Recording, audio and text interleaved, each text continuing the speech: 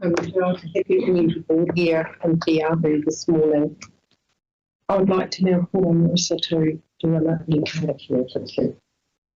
Kia ora hea tu marino, ngā tu moana, hei ora hi mō tātou tu rani nei, aroha tu, aroha mai, tātou kia tātou katoa. Thank you. I'd like to do the apologies and the declarations of interest. So I've an apology from Hilda Hoffman Arawera and Rachel Balke. Lou. Second.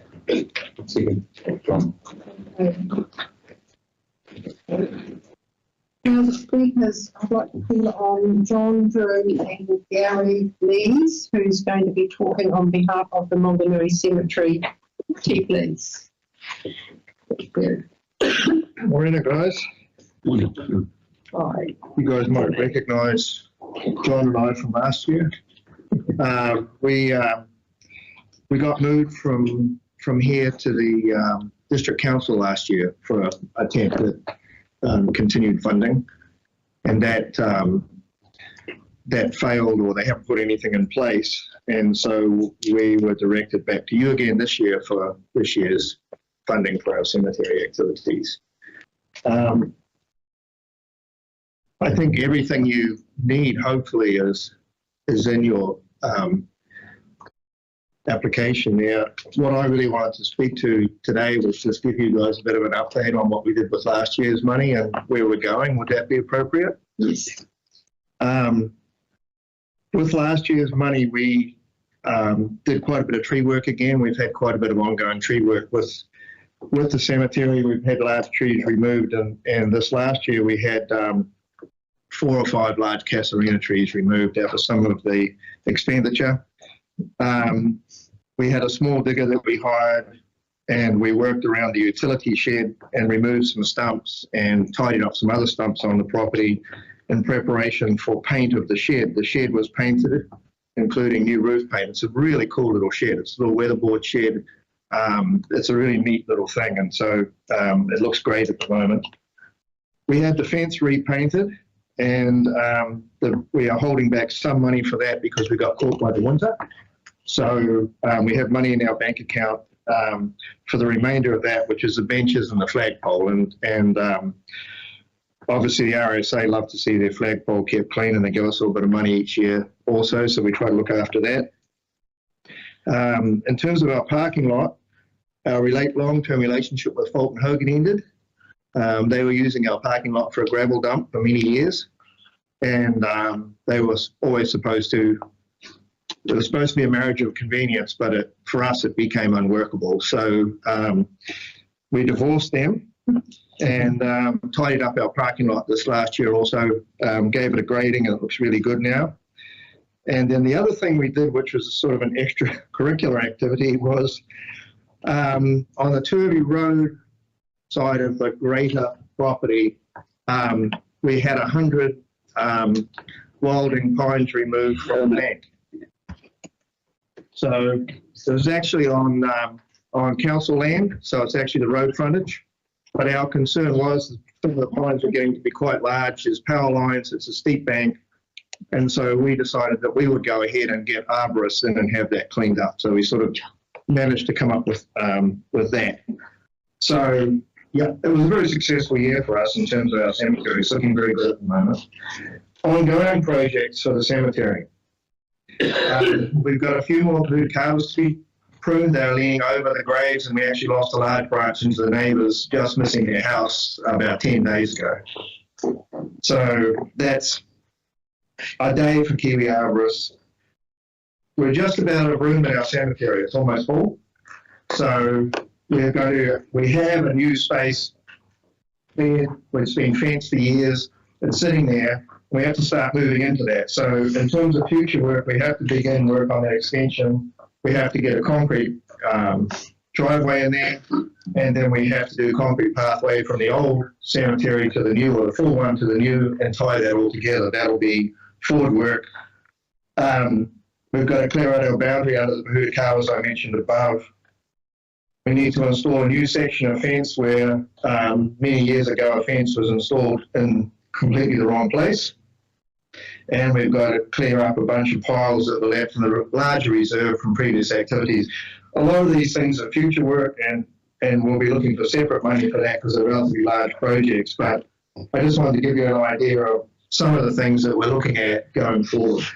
So anybody have any questions around anything that's happening at the cemetery? Well, I tell you, it's, yeah, John's been doing it since the late 1970s. Yeah, for voluntary work. So it's pretty impressive. But yeah, so we're just looking sort of to re-up and move forward again as we did last year, if possible. So your application is for $10,000. Yes. The staff recommendation is for $7,500. The board will decide, but if it decides to go with the staff recommendation, how will you fund the other $2,500? Will you put work off to another year or something? We'll probably have to. The problem for us is that, you know, we look at the $10,000 figure as a fairly low, Yeah. or, you know, it's a fairly low fence to climb, and it's not a lot of money. And so for us, if something happens, if one of those trees falls over or something like that, those kinds of things happen, you know, Yeah. we don't have any discretionary spending at that point unless a lot of people die and we sell a lot of graves, which obviously we're not. You know, that's not our end of the business. We're not in market.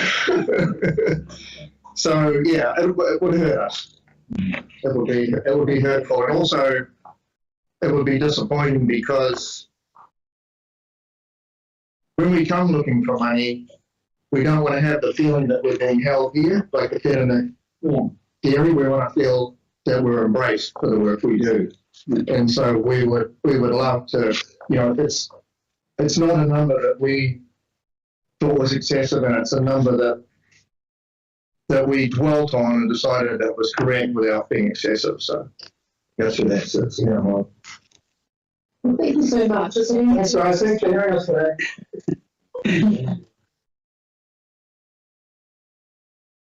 I'd like to call on Ian Davis, please, who's representing the Home Office Club. Hello, welcome. Good morning. Bill and members of the board. Thank you very much. What you have, you're wondering why we've applied for the money for the golf club, for the new wall that we need. Our wall that we had at the club, supplying water. Has the aquifer has dropped the level of the water in the area of the golf club, so we have no water during the high peak summer months for the club's amenities, toilets, cooking, washing, showering, and also for the watering of the greens. And without all those things, especially the watering of the greens, the club, the course would end up having to close. So yes, we got in some experts in the field of what we could do about that, and the existing bore that we have is only very shallow, about 18 feet, and the level of the water is such that it can't get there, so we had to go to a deep bore, approximately about 100 metres to go through the shell bed, and we don't have any options like with rainwater or anything else like that. We don't have a big enough clubhouse to give us the amount of water that the club does need. So really, that is in a nutshell. The club can't continue. We wouldn't get through another spring and summer without having to close down. Unfortunately, water is life.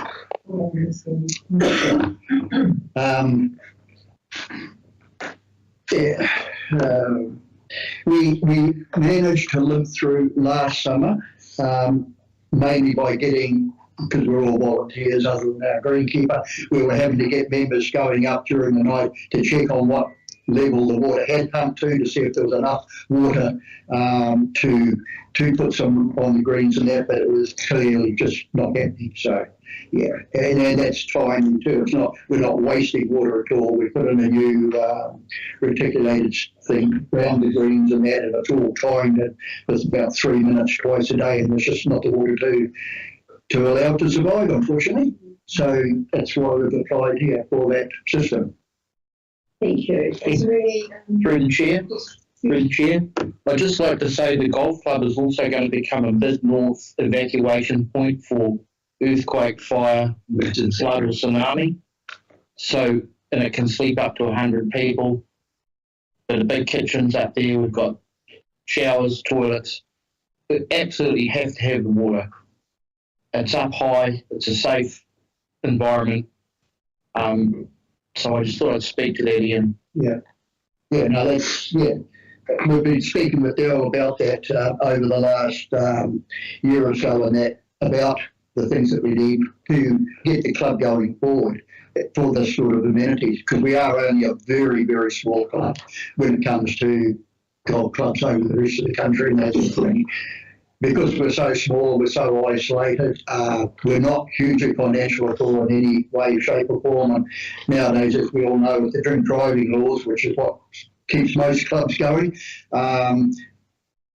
good to see that a lot of our members now are non-drinkers, but then also that means that they're non-spenders, so we don't have a lot of money in reserve at all. Hence, having to come to it. so you've applied for 23,000 and the recommendation is 11, so how will you fund the rest? We would be going into overdraft. If there's no other way we just can't do it. We intend to do as much of the work as we can ourselves, voluntary, that type of thing, like building a shed and that sort of thing around, but we just haven't got that amount of money. We gave a financial thing there, but I know at the moment we're right on the overdraft line as it is. We do have a little bit of money from various accounts there, but we won't have enough to pay for that. Hi again. I just wanted to check the club itself. Is it similar to APA, where the community own the land and manage the course? No, our land was, I forget the process how it happened, but it came as part of Shiraiti Station about 30 or 40 years ago, so the club does own the land. It is under a Waitangi tribunal sort of long-term thing, but I think from what we've been advised there, it's never ever going to change. It's private land. You would know more about the zoning, or the council would know more about that, but that's where it is now. It's wholly and solely. It's freehold land. Mm-hmm. We did originally have enough land when it was formed back in the 70s for an 18-hole golf course, but because of the cost involved of developing the golf course, they decided they would sell off part of that. So that's those houses that are along the northwestern face of the golf course on the main road. So it's only a 9-hole course with approximately, at the moment, I would say about 55 financial members at $400 a member. If you do the sum, it's not a lot of money to run a golf course. And virtually, I would say 70% of our income goes on the greenkeeper, part-time greenkeeper that we've had, and all the rest of the work, which is huge, is entirely voluntary. Thank you, Ian. Thank you. Any further questions? Thank you. Thank you so much. We've got Jackie Sanders to speak to. And incorporated, sorry, incorporated? Don't know. Welcome. Oh, kia ora.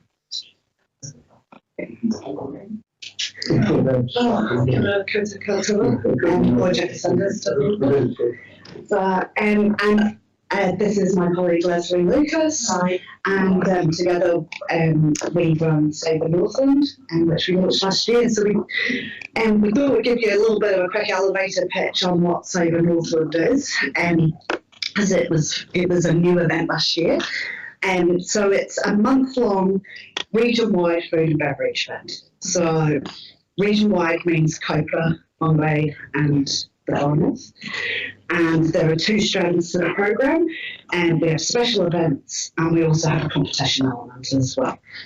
And so that's for all the chefs and the restaurants and everyone to enter. And that competition element is called the Save Northland Challenge, and we compare our format to other regional festivals such as like Visa Wellington North Plate or Courts Bay Food and Wine Classic.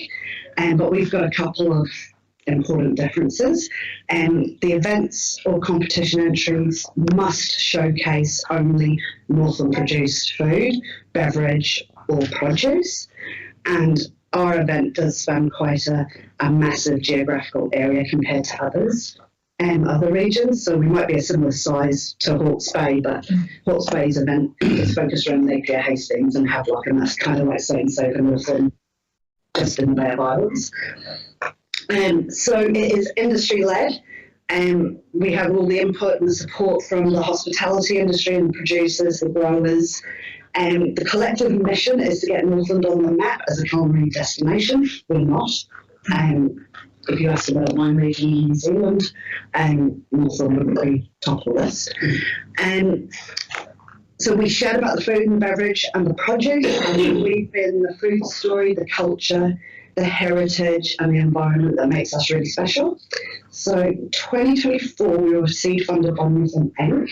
and by the Regional Events Fund. This year, the Regional Events Fund's not available anymore, and we were pretty confident we'd get the Regional Events Promotional Fund, because we are really driving people to Northland, and we didn't. We did secure some of the Taitoto Impact Fund, and all last year's industry sponsors are back on board for year 2. So just about to Hiku District, last year this area delivered 28 events and also had entries into the Save Northland Challenge. To put that into perspective, that's about 5 or 6 times more than the whole of the Kaikoura region, and just up here in, sort of Kaikoura and Maui. So those events really championed local producers and growers. They were really innovative. They weaved in the whānau story. We included Te Hiku in our promotional campaigns with Air New Zealand and NZME. And we got competition winners that came up and stayed up here and had a glorious time and loved it. And so the Te Hiku program, it definitely encouraged locals to get out and eat local and create some good local ambassadors, which is really important.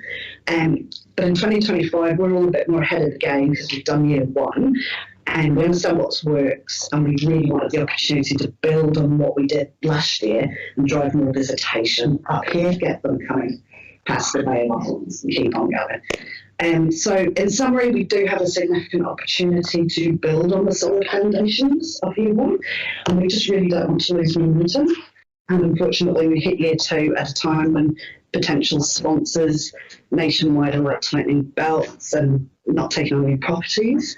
So our proposal for funding will help us maximise visibility here in the district with the marketing collateral at hubs, Kaitaia, Awanui, Moanui, and we've got flags, posters, printed programs, and some of those, the flags and the footpath sign, that we're keeping them on date specific so we can use them again in all the coming years. And then just ensure that the Hiku district is promoted region-wide and nationally by our programme, and that will be distributed across Northland and Auckland. And we'll have an electronic version on our website for wider reach too. But yeah, obviously everybody will be part of the massive marketing campaign we've got. But yeah, so we'd love the support to really keep going up here and support the local businesses. So if you've got any questions, myself or Leslie, I'm happy to answer. Any questions? I just wanted to check where it would be run physically. We're driving people into, so it's like Wellington on Place, or we're driving people into the venues.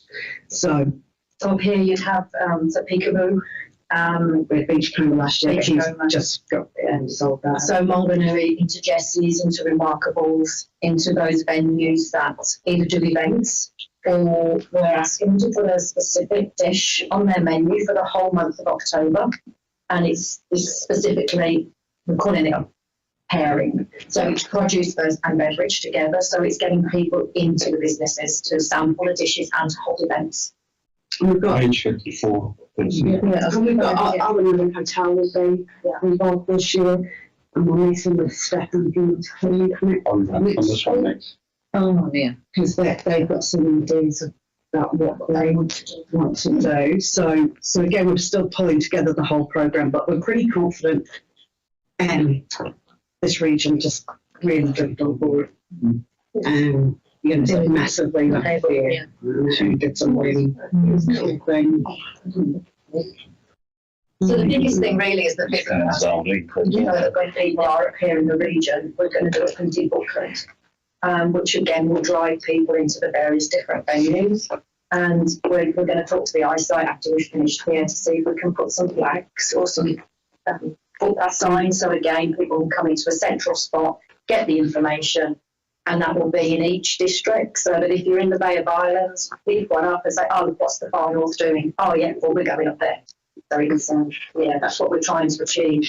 Last year was sort of more online, but that feedback was a lot of people do want sort of physical thing to pick up and to understand it, because that's why we thought we'll just kind of try and explain what it is, because it's quite a new concept for up here, but every other region in the country has one, just Northern doesn't. And but we've got a much bigger area and quite a diverse region to deal with. So we do try and spend a lot of time really working closely with all the local businesses. So. And next year would be good to expand it maybe to Pukenui or somewhere. Oh, they can come in now. So that's our mission to be going and talking to all the different operators, business associations, all of that to. And then there's Awanui, And guess the cardiologists.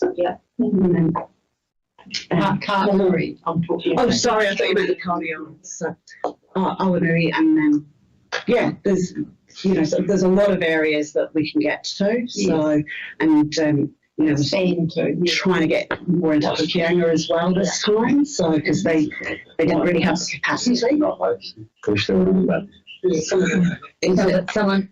Was that your head, Pam? What's the final amazing race? So that was done by the Taipa Salt Pack. And so they had an amazing race that took them from the salt farm through to, they went up to the Hihi olive groves and sort of like had a tour around there, and then they followed the clues and they ended up at Dancing Petrol for wine. So it was a really great way to bring in different producers and have a bit of fun. So people were quite innovative up here. Yeah, they were. It was really cool. There was one that did it not happen because of rain. They were going out on the boat. There was going out with oysters, having a champagne and oyster trip out of Monganui. Unfortunately, the weather wasn't on our favour on that date. But it's a really diverse program. Beachcomber had one where they had all the producers, and producers came and sat at the tables with the people who booked to come to the dinner. So the Kutai guy and honey people so those producers were talking about their sort of how they produce what they produce and how it's been included in the ingredients, and then just sat and shared a meal. Stuff like that was really cool. So that's what we're trying to do. So you vision this being a yearly event? Yeah. Okay, because it'd be good to expand it, as you say, like, there's Carringtons, there's Yeah, we had quite a few chats with Carringtons last year, but they, so their wines were at other events, and so we just didn't hold anything there. Hi, John Stewart. I'm actually on the Kōrero Business Association. We were discussing this a couple of meetings ago, because we got Sarah, who was at Peekaboo, the manager last year. Yes. And I think there was a lot of chat about it, and obviously it was your first year, about local support, and obviously that's more around people knowing about what's going on. You mentioned the Wellington on a plate. I find that, and I'm not trying to be negative here, but that's easy because people are looking at one, they're making their best burger. Do you know what I mean? And people are going to all the different outlets and having a burger, but they eat other things. I think the comments were everything's so different, but I'm not trying to say be negative about it. I think this is a wonderful platform for the Far North, but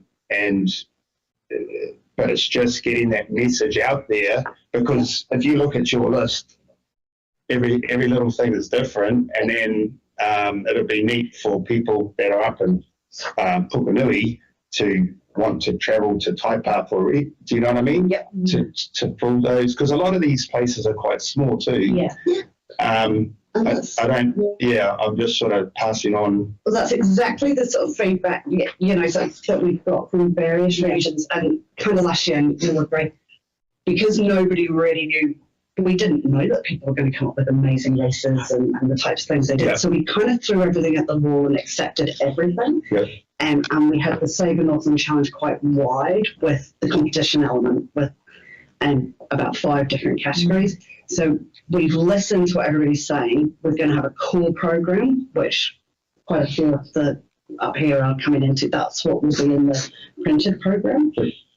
And then we've taken that challenge down to just one criteria, so the perfect pairing. So one dish, match it with a Northland produced wine, beer, craft beer, soft drink, or can be alcoholic or non-alcoholic. So I think the other big thing as well is that when we built the website last year, again, we built it into unique experiences or workshops, and it was, again, as you say, people looking saying, what do I want to go to?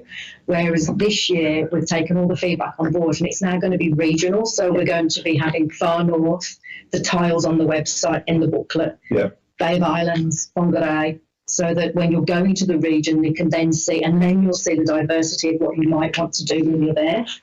So I think that's going to be quite consolidated, and a lot more, again, feedback from people like yourself saying, it was very scattered. We accept that, but as we say, we did 126 events last year, which is huge, and we thought if we get 50, we're happy people. But to get 126, we were like, wow, we were blown away. And now this time it's condensing it and really making sure that we're giving the right message. Everyone, thank you. Thank you. No further questions? Thank you. Thank you for listening to us. Excuse me, would you mind if we excused ourselves from the meeting? Yes, absolutely. Thank you very much for taking the time. Thank you. Okay.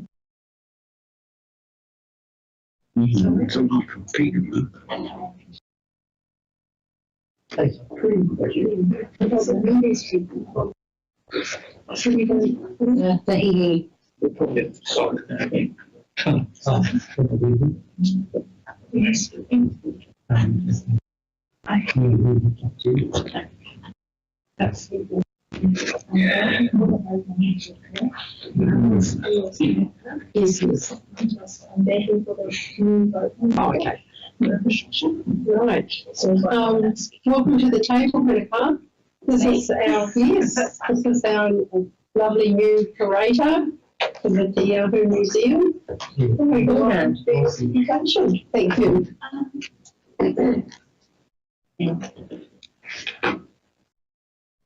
E noa hiki a ki ma haora mi haore re wa ki to are kai wa hope te moana o te hiku o te ikai a tuku reo tuku mauri a tuku nei ngā mihi o taranaki maunga o Hane Awa ki a Houtou tēnei hui tuitahi māku. So hello everyone, I'm a whakapuna, oldest granddaughter, oldest child, and raised with my grandparents of Taranaki Maunga and Māori. It's really cold in my background, but I wanted to just compose a little waiwhoti o te ika because I think this opportunity being given to me to be the new curator manager of the museum is going to open up a way to weave the environment and the people living across the Hiku o te ika back into the story of what the museum can be for the community. And that's kind of how I wrote a big long one-pager asking to be considered after the round had actually closed on the call for considerations for those who were expressing an interest in the role.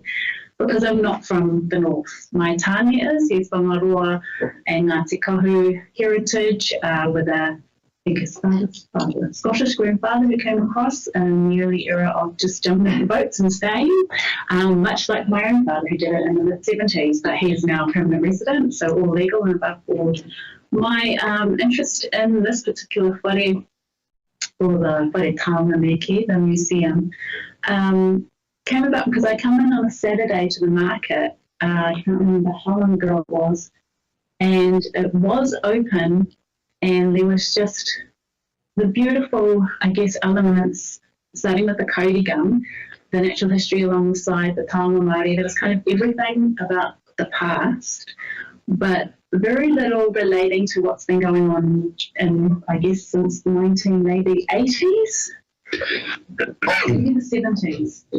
And so I think that there's a real good pathway for progress into the 21st century, because just wanted to make a note of this.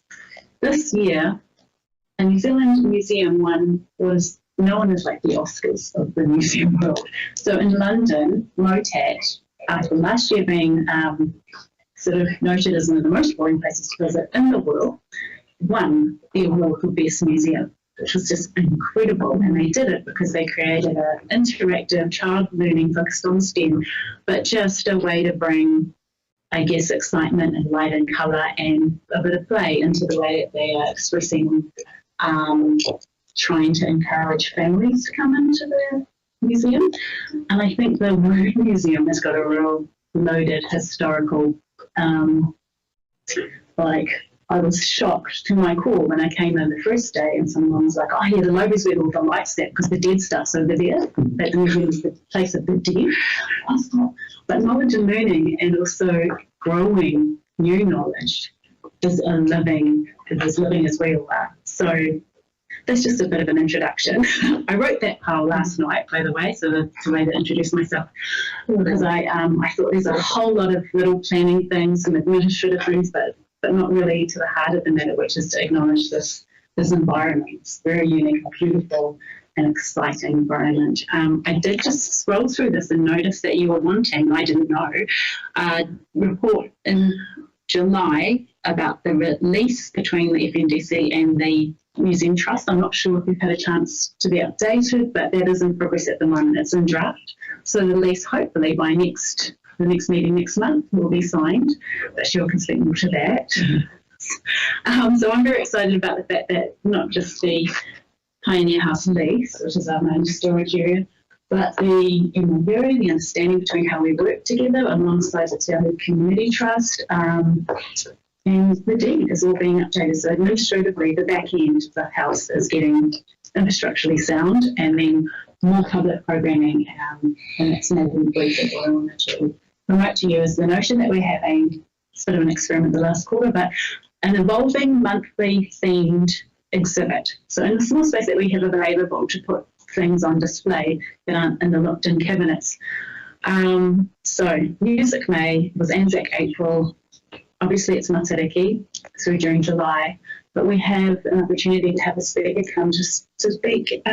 Chris Booth, the sculptor, who's Kitty based, he's agreed he's going to come and talk because he reminded me when he was doing some research in the archives recently that the Rainbow Warrior was formed on the 10th of July, which is this Thursday, which I think is a significant national milestone marker for when we first started conversations about becoming a free nation, how we deal with international tourists and foreign government agents killing people in our territories, and the boat itself. Obviously, it was refloated generously. The Odi Bay co-master said, bring it in and diving through the situation.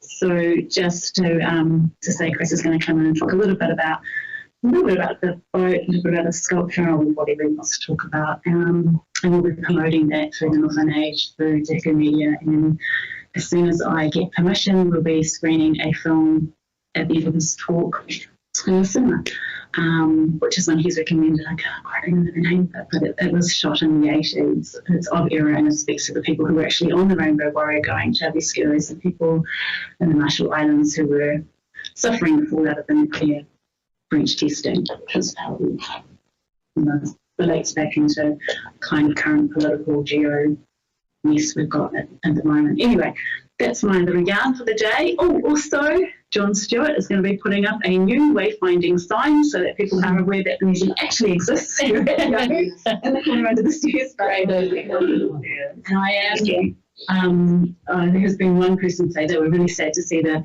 painting come off the wall just yesterday. Another woman said, "Oh, has that just been put up?" And I said, "No, it's been here since it opened, but it will be rehabilitated and on display very soon. So it is not gone good. It's just finding a new home." Okay. Any questions? Yeah, what date is Chris Booth coming? Have you got a date yet? He's, depending if we can get permission to do the screening, either the 24th, Thursdays are very good for him, the 24th or the 31st. So the second to last or the last Thursday. He was undecided and I thought I'd take advice. Morning, afternoon or an evening. I said it's the middle of winter and getting people out of their houses and cold in the dark and drive, which is a bit of a ask. He said, "Okay, we'll take your advice," and I'm tuning forward a bit more. He's going to talk and film screening. I think it's a 40-minute. I'll have to confirm that, not forget. Yeah, the producer's permission to screen. But that same film is being screened in Kiri sort of not this month, soon, I think. Okay. Kia ora, Felicity, I'm a social counsellor. We had a cabinet that had all the awards that we'd won for the community, and it disappeared. Oh, it has just, temporary, So that's just temporary, it's going to come back? Yes, it's in the museum at the moment because I had to check if we have a key to be able to open and close it. So it probably won't be where it was, because the sign is going on that wall. Okay. It will take the whole wall. Yeah. So we'll just have to discuss with either Denise or Mark where the next best place is on the action floor. It will be visible. And we've got another, I think it's about 2 other cabinets away at various times where displaying items from the museum. They're not easy to move. They're supposed to be portable, but they take at least 2 people and elbow grease. Yeah. So it is not gone for good, just like the painting, just finding it. Do you know anything about what's happened in Hiku with the Hiku revitalisation? Because this is all part of history as well. So do you know anything about that project? Hiku revitalisation? I do not. No. Well, love to have some information. We'll chat. I'd love to have either if there's something. We did a big project during lockdown. Okay. We got $7 million, and thanks to Councillor Boyd. And we did all the projects through Ahipara, Awanui and Kaitaia. So all the placemaking and everything, playgrounds and everything was upgraded, and so you need to do that research yourself. I did ask part of history as well. That's why we I see. No one has mentioned it specifically, or I didn't know that was the name of it, but I did ask the historical photographs on the walls in Awanui and beautiful, beautiful artwork. And they said, it's community. So that made me I will look that up. Thank you. So Awanui was the top tiny town and Kaitaia was the top small town. And John knows all about that because actually it was his business that did all the full signage there. There's a big plan that our board adopted as well. Okay. The Hiku revitalisation, all the plans are in council. I'll bring it up. Thank you. And also we collaborated with our 5 area Murugera to incorporate the stories of our iwi and also our Croatian community, Deli Alley. Sorry, I just got the town square was part of it as well. Oh yes, and there's storyboards everywhere for all the projects. Yeah. Yes, I did read the one. There's pose, there's everything. Send you the link. There was there's a few interested new volunteers coming in. There was a woman that was keen to do some tour, and I think someone mentioned there used to be an Auckland tour, so it's like, So, that might be obviously a summer tourist project. So I'm meeting coming on Thursday. So I'd like to revitalise things like that, and they work well with school groups as well. Yeah. But when our awards case disappeared, we were really upset about it. Well, it was just in preparation for the new sign coming up. I'm not sure if you had any information about that happening. But that hasn't happened yet, but it disappeared well before that. Oh, that's right. No, that's all right. Well, no, we'll let you know when it's going back out on the floor. So thank you very much. Thank you. You have to excuse me.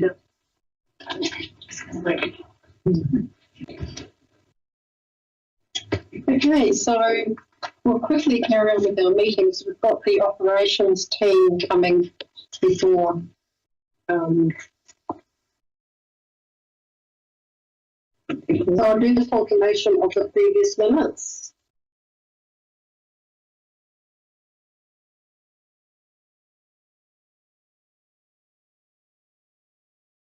Go ahead and move it, please.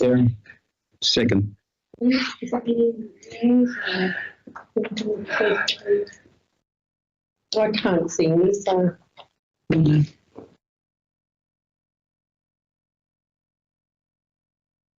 All in favour?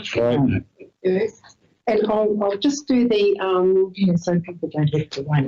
yes. So it's the release of the Eagle Beach holiday people are the ones that we obviously So we'll quickly go on to 7.11, which is a new lease to the Hiku Beach Holiday Park, 63 and 53 Hiku Beach Road, Hiku. I'll move it. Can I have a second, please? Is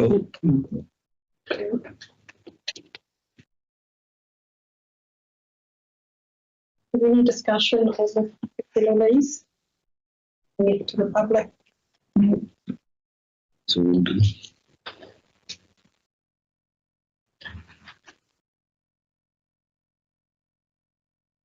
Right, but this is going to be legalised, openly. Yeah. Important for the community. How long does it take us? Sorry, through the chair. Oh, it'll well, it's got to go out for public consultation and it might not sort of come back by the time. Oh, okay. Yeah, right. So, all in favour? Right. Thank you very much. It'll go out for consultation and take a little while for that. Thank you. Thank you. So, excuse me, through the chair. How's it going? Very well. We've just completed our first year. We took over July 1st last year. So far it's been lovely. It's a great community and we're very happy to be there. Oh, good. Okay. It's interesting situation because we've also bought our Hiku as well. Oh, right. Okay. At least there. Busy. So Sister Dear, I've been involved for 30 years in the industry. And chaired both the industry and tourism both 20 and top 10 for the last 8 years. So Dan was born in the industry. He used to ride on the lawn on my arms while I cut the grass. So both sets with a lot of experience and we like to do some good things here. Awesome. Really pleased to be here. And I brought Dan along so you can see that you're not ogres and talk to you and share his dreams. Cool, thank you. I just want to meet you. I'm John. My business partner, Dave Collard, has met you for the Snapper Bonanza. Yes. Yeah. You're aren't you? Yeah. No. Dan's a hihi. My older sister has a hipara. We have hihi. Oh, okay. Yeah, they've been very supportive of our Snapper Bonanza. So I'm just going to say like it. Thank you so much for coming. They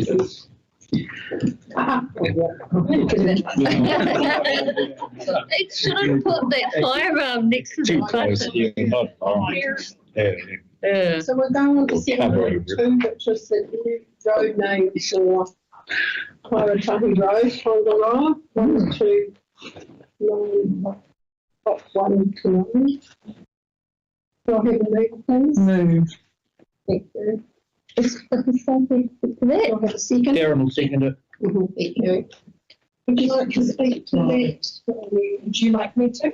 Obviously, you've got most of Is there it. any I'm happy to. Is there any questions about the There are not.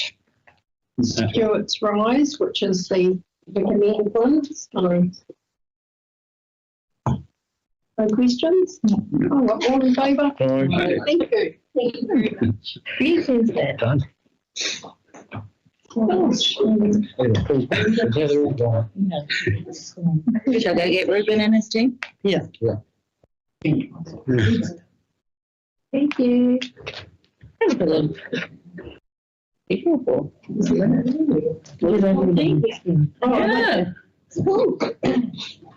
We're going to go straight to 8.2, page 124. 8.2. Is this something new? Welcome operations team. Welcome.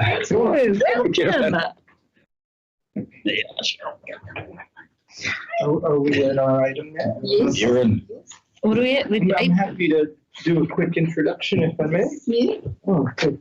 For those of you who may not know me, my name is Ruben Garcia.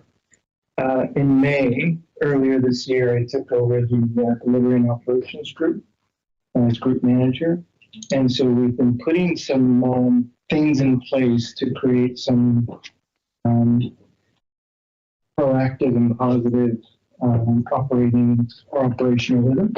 One of those things is my firm belief to be engaging with community boards much closer.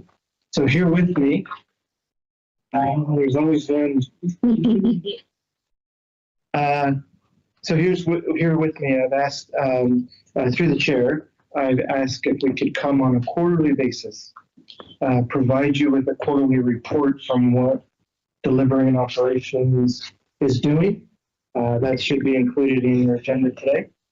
And also supplement that with having. Oh, I've got to do that all over again.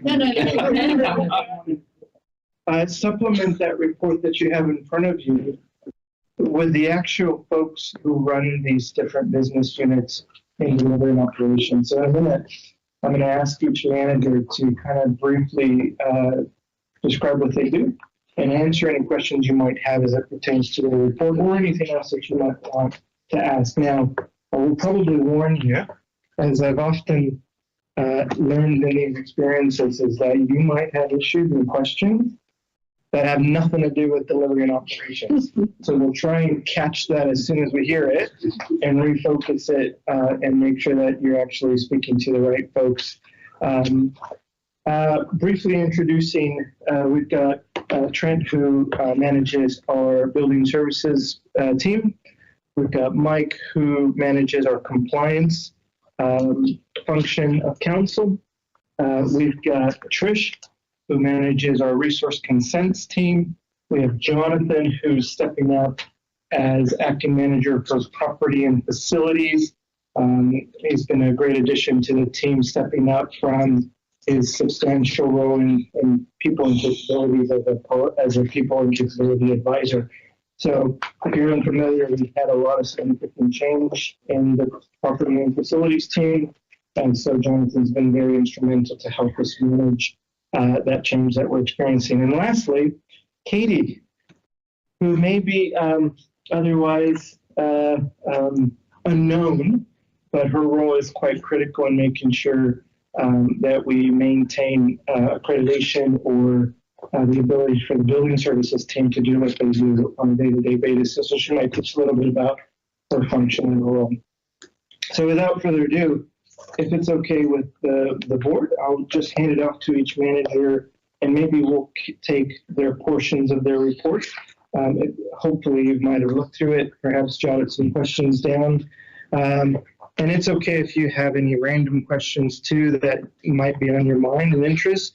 You've got the operational team here to try and field those questions or concerns. Is that all right? Yes, that's fine. Fantastic. Cool. All right, so the good news is that my bit's the easy part because I just do the intro, and then I lean heavily. Now, we were having a bit of a debate who was going to go first and who was going to go last. Trent, sorry, you got the short end of the deal. Trent, with our building services team, can you just talk a little bit about your team and your function? And stand up so that the camera can see your full view. And thanks, Trent. Kia ora everyone, I'm Trent, so you may know me, that's fine. Building Services Manager, I take care of two functions. The TA, which is the Territorial Authority, which basically deals with a lot of building safety, like building warrant thicknesses, swimming pool inspections, stuff like that. We look after building compliance. Certificate of public use, which is when you're doing work on a commercial building that has specified systems in it, you need to get a certificate of public use while you're keeping public safe while you're working on. And also, you should be familiar with the Building Consent Authority. We're the ones to issue all the building consents and do the inspections and issue CCCs. Look, I'm just going to jump straight to questions. I take it you would have read the report. There's some data in there. Any burning questions you want to know? A good question. Right? And I always ask this question. Presumably you're enabling rather than not, unless somebody's done something wrong, and you would be expected to. Yes, I think the key point to understand is, we're not out there trying to stop people from developing a building. I think the key thing to remember in everything we do, the building code is a minimum standard. The whole idea of a minimum standard for the building code is to ensure the buildings we build are safe for the people who use them. It means they're healthy when they use them. They don't get crocked because, say, they don't have enough insulation or something like that. And also that they last, right? You've got structure on a building's 50 years. They must be designed to last 50 years. So, yeah, there is a minimum. Sometimes it feels like people feel like we're trying to hinder them in the process, but I can assure you that's not the case. Through the chair, where does tiny homes and small houses come in? There seems to be a prolific growth in that area.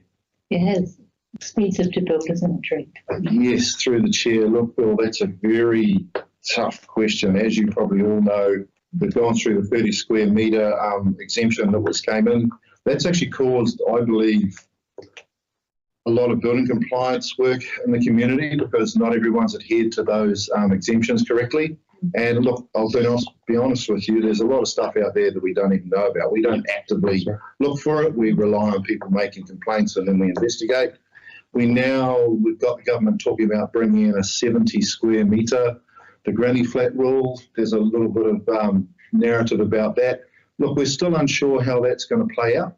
It's looking like council will have a role in maybe doing a pin check first and then receiving documentation afterwards.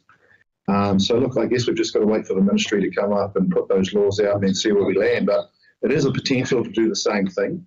It's heavily reliant on trust of the people doing the build to ensure they build to the building code, which it doesn't matter what you build, whether it's under an exemption or whatever, you've got to build to the code for the reasons I mentioned earlier about minimum standards.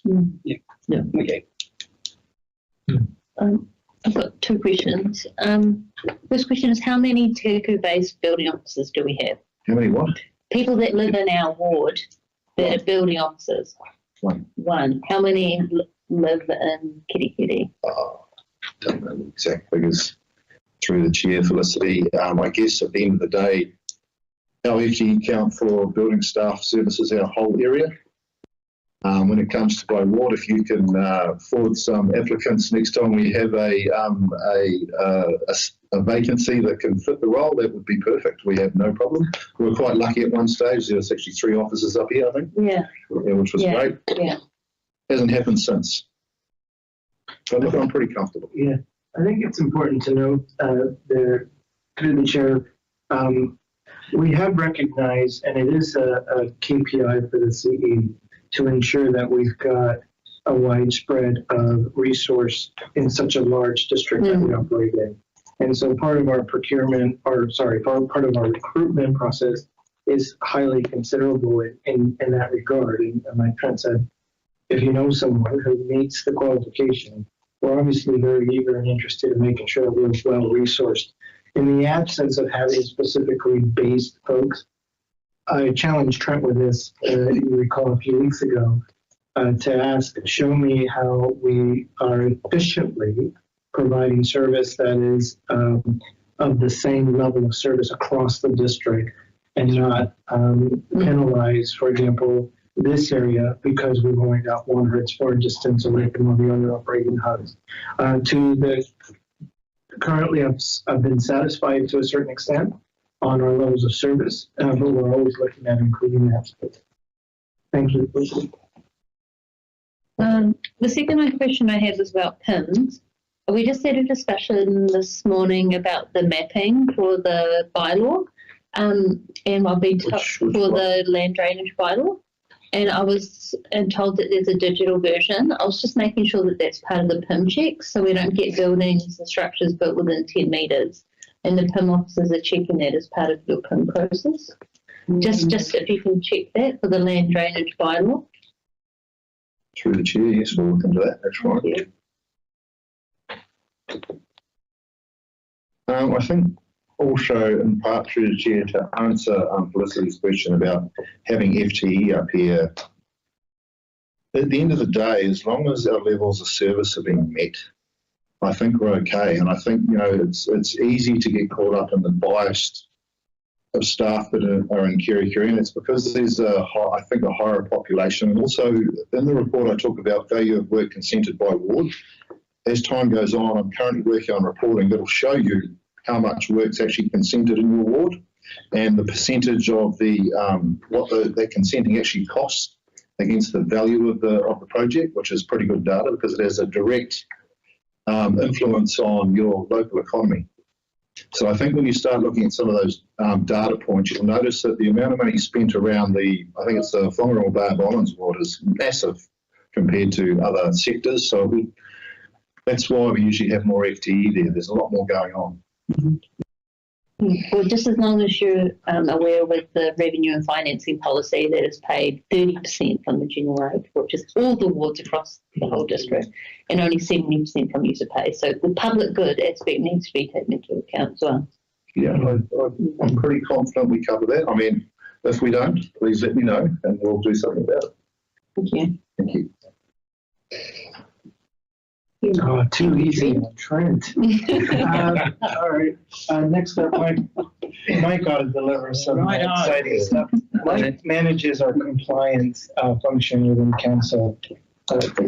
Yes, Mike Dimitri, I'm manager of compliance. You've heard Trent talk about building compliance. There's also other functions of council that have compliance aspects. So sometimes people look at why compliance as the catch-all for everything.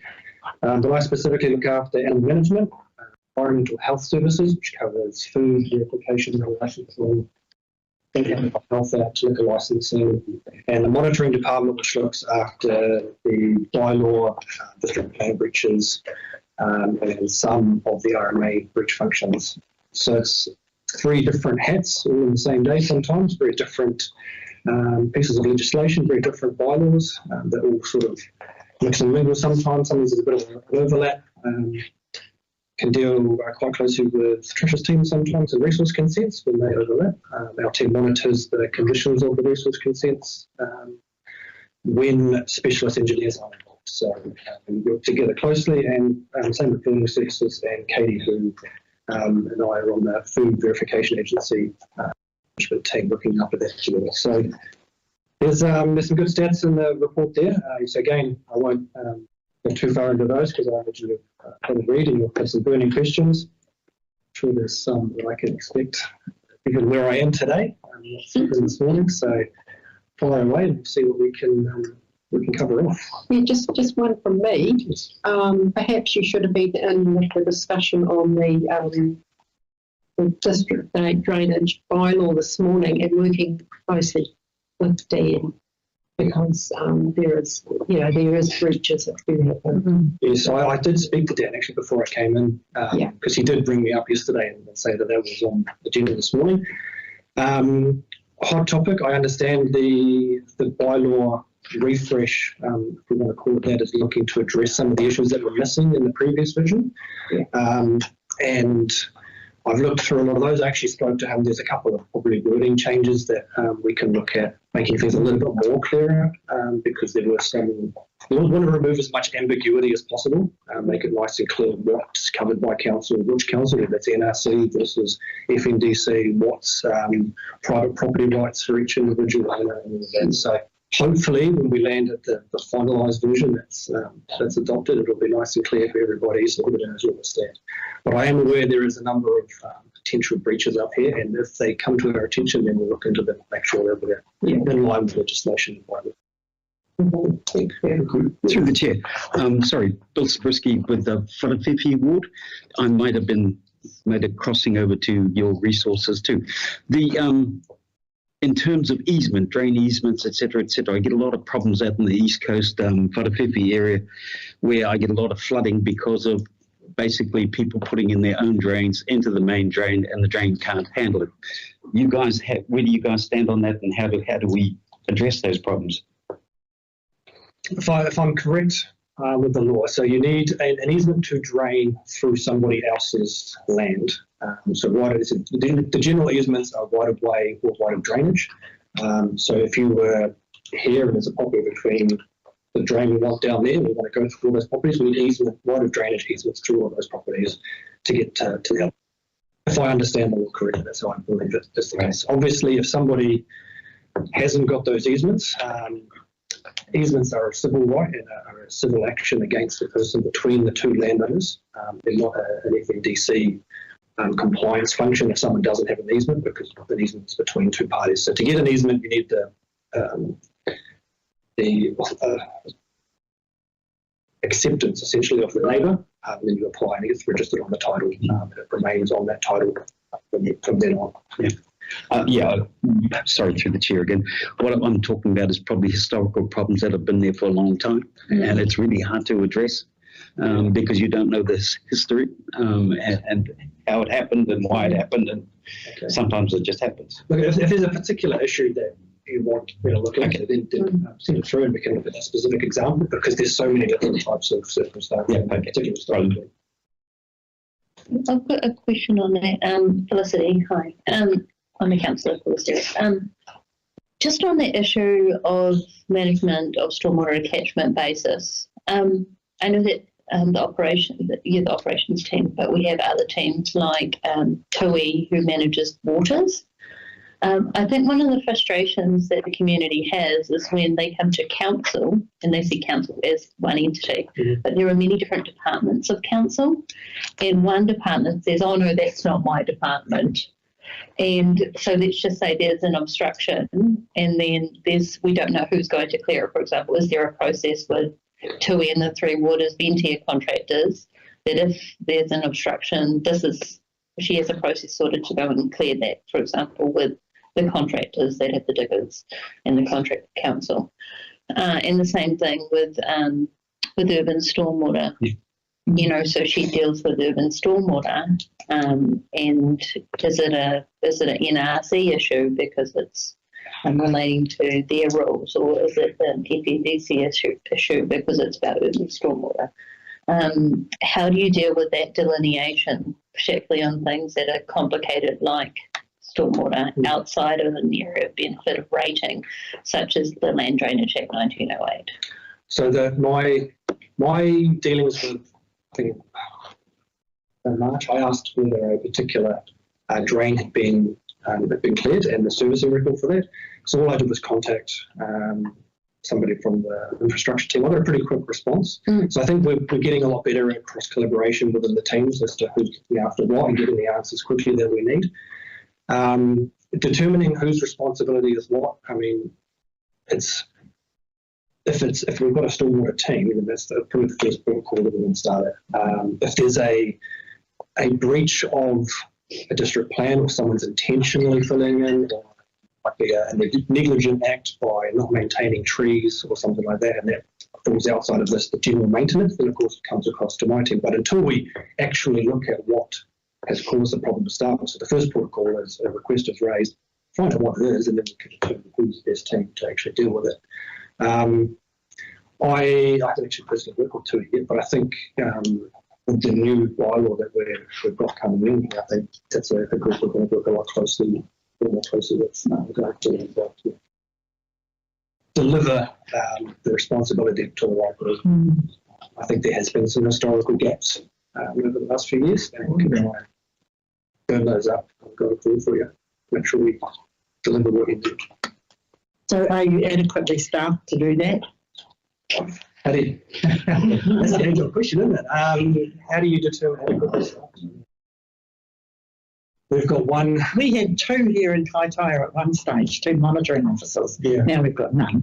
But anyway. Joe's here. Oh, Joe. Yeah. I mean, Joe. But we had Joe as well. He'll be here for as long as he's here. I think the same question that the Trent's answered is, it's a smaller pool of people to pull from. So it's a people that are qualified or have the expertise or are willing to learn all that stuff. Get one of the expert, happy to look at them.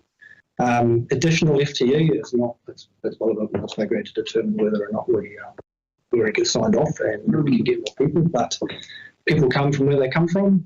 If they live in Kitty, they've got vehicles they can travel up, and Jo reports to Huddersfield. She often drives up here to boost that number. So if the needs arise, then we'll be up here. Certainly, we'd like to. Yeah, when the drainage bylaws in place, there will be some things that will need to be looked at. So somebody might have to spend a bit of time up there. Yeah. It's a real thing now. The bylaw is still in force now. It's just getting but it's not being monitored now. Yeah, Mike, just quickly, I'm on the Kōrā Business Association board as well. There's a lot of talk around, and you're talking about compliance with, this is in the food, people supplying food and stuff.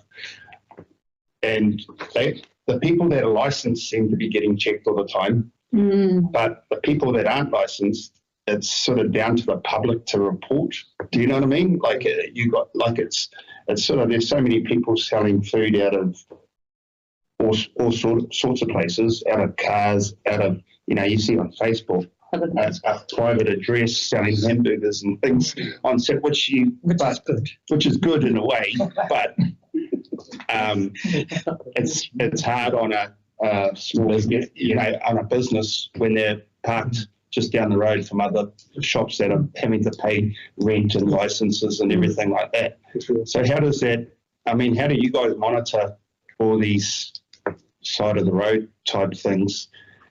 And I'm not talking about the van that looks kosher. Like, you know what I mean? You must. Yeah, we've heard anecdotally about a few of those, and certainly if there's a particular issue that is raised, then we can look into it. But again, we don't know what we don't know. If we don't know about it, we can't look into it. And I think, but you yourself must look at some things and go, this must be, how fully licensed is this particular person, or? Yeah, look, not me personally. My team would, and I spend a lot of time on Facebook, unfortunately, looking for those sorts of things, because where do you stop, right? You keep going. Even driving past, Yeah. So if there are particular ones that you think are of concern, particularly around, the safety of the handling of food, all those sorts of things, where there might be people's health is at risk, then certainly if something's raised, we can look into it. They're not really of concern. They're not concerned but what is concerning is the compliance that the others have to do. Yeah. And why does that person have to be so strictly compliant and these people not? Like, I believe it should be listen. But if the rules are there, it should be consistent. Yeah, that's the one. Through the chair, some of the common things that have happened in this area that I track in the RFS is rats and buildings. There was compliance brought in, an officer there to sort that out. Vehicle parking, homeless parking in reserves, and someone had a whole lot of wrecks on their property. I think, yeah. So but Joe goes out and he's pretty good, and he comes back. Yeah. Actually, probably what would be good is perhaps if you do the liquor licensing compliance side, so it'd be good to have a list of all the food people who are licensed and the alcohol people that are licensed, and that includes clubs and that sort of thing. They've got their licenses so that we know,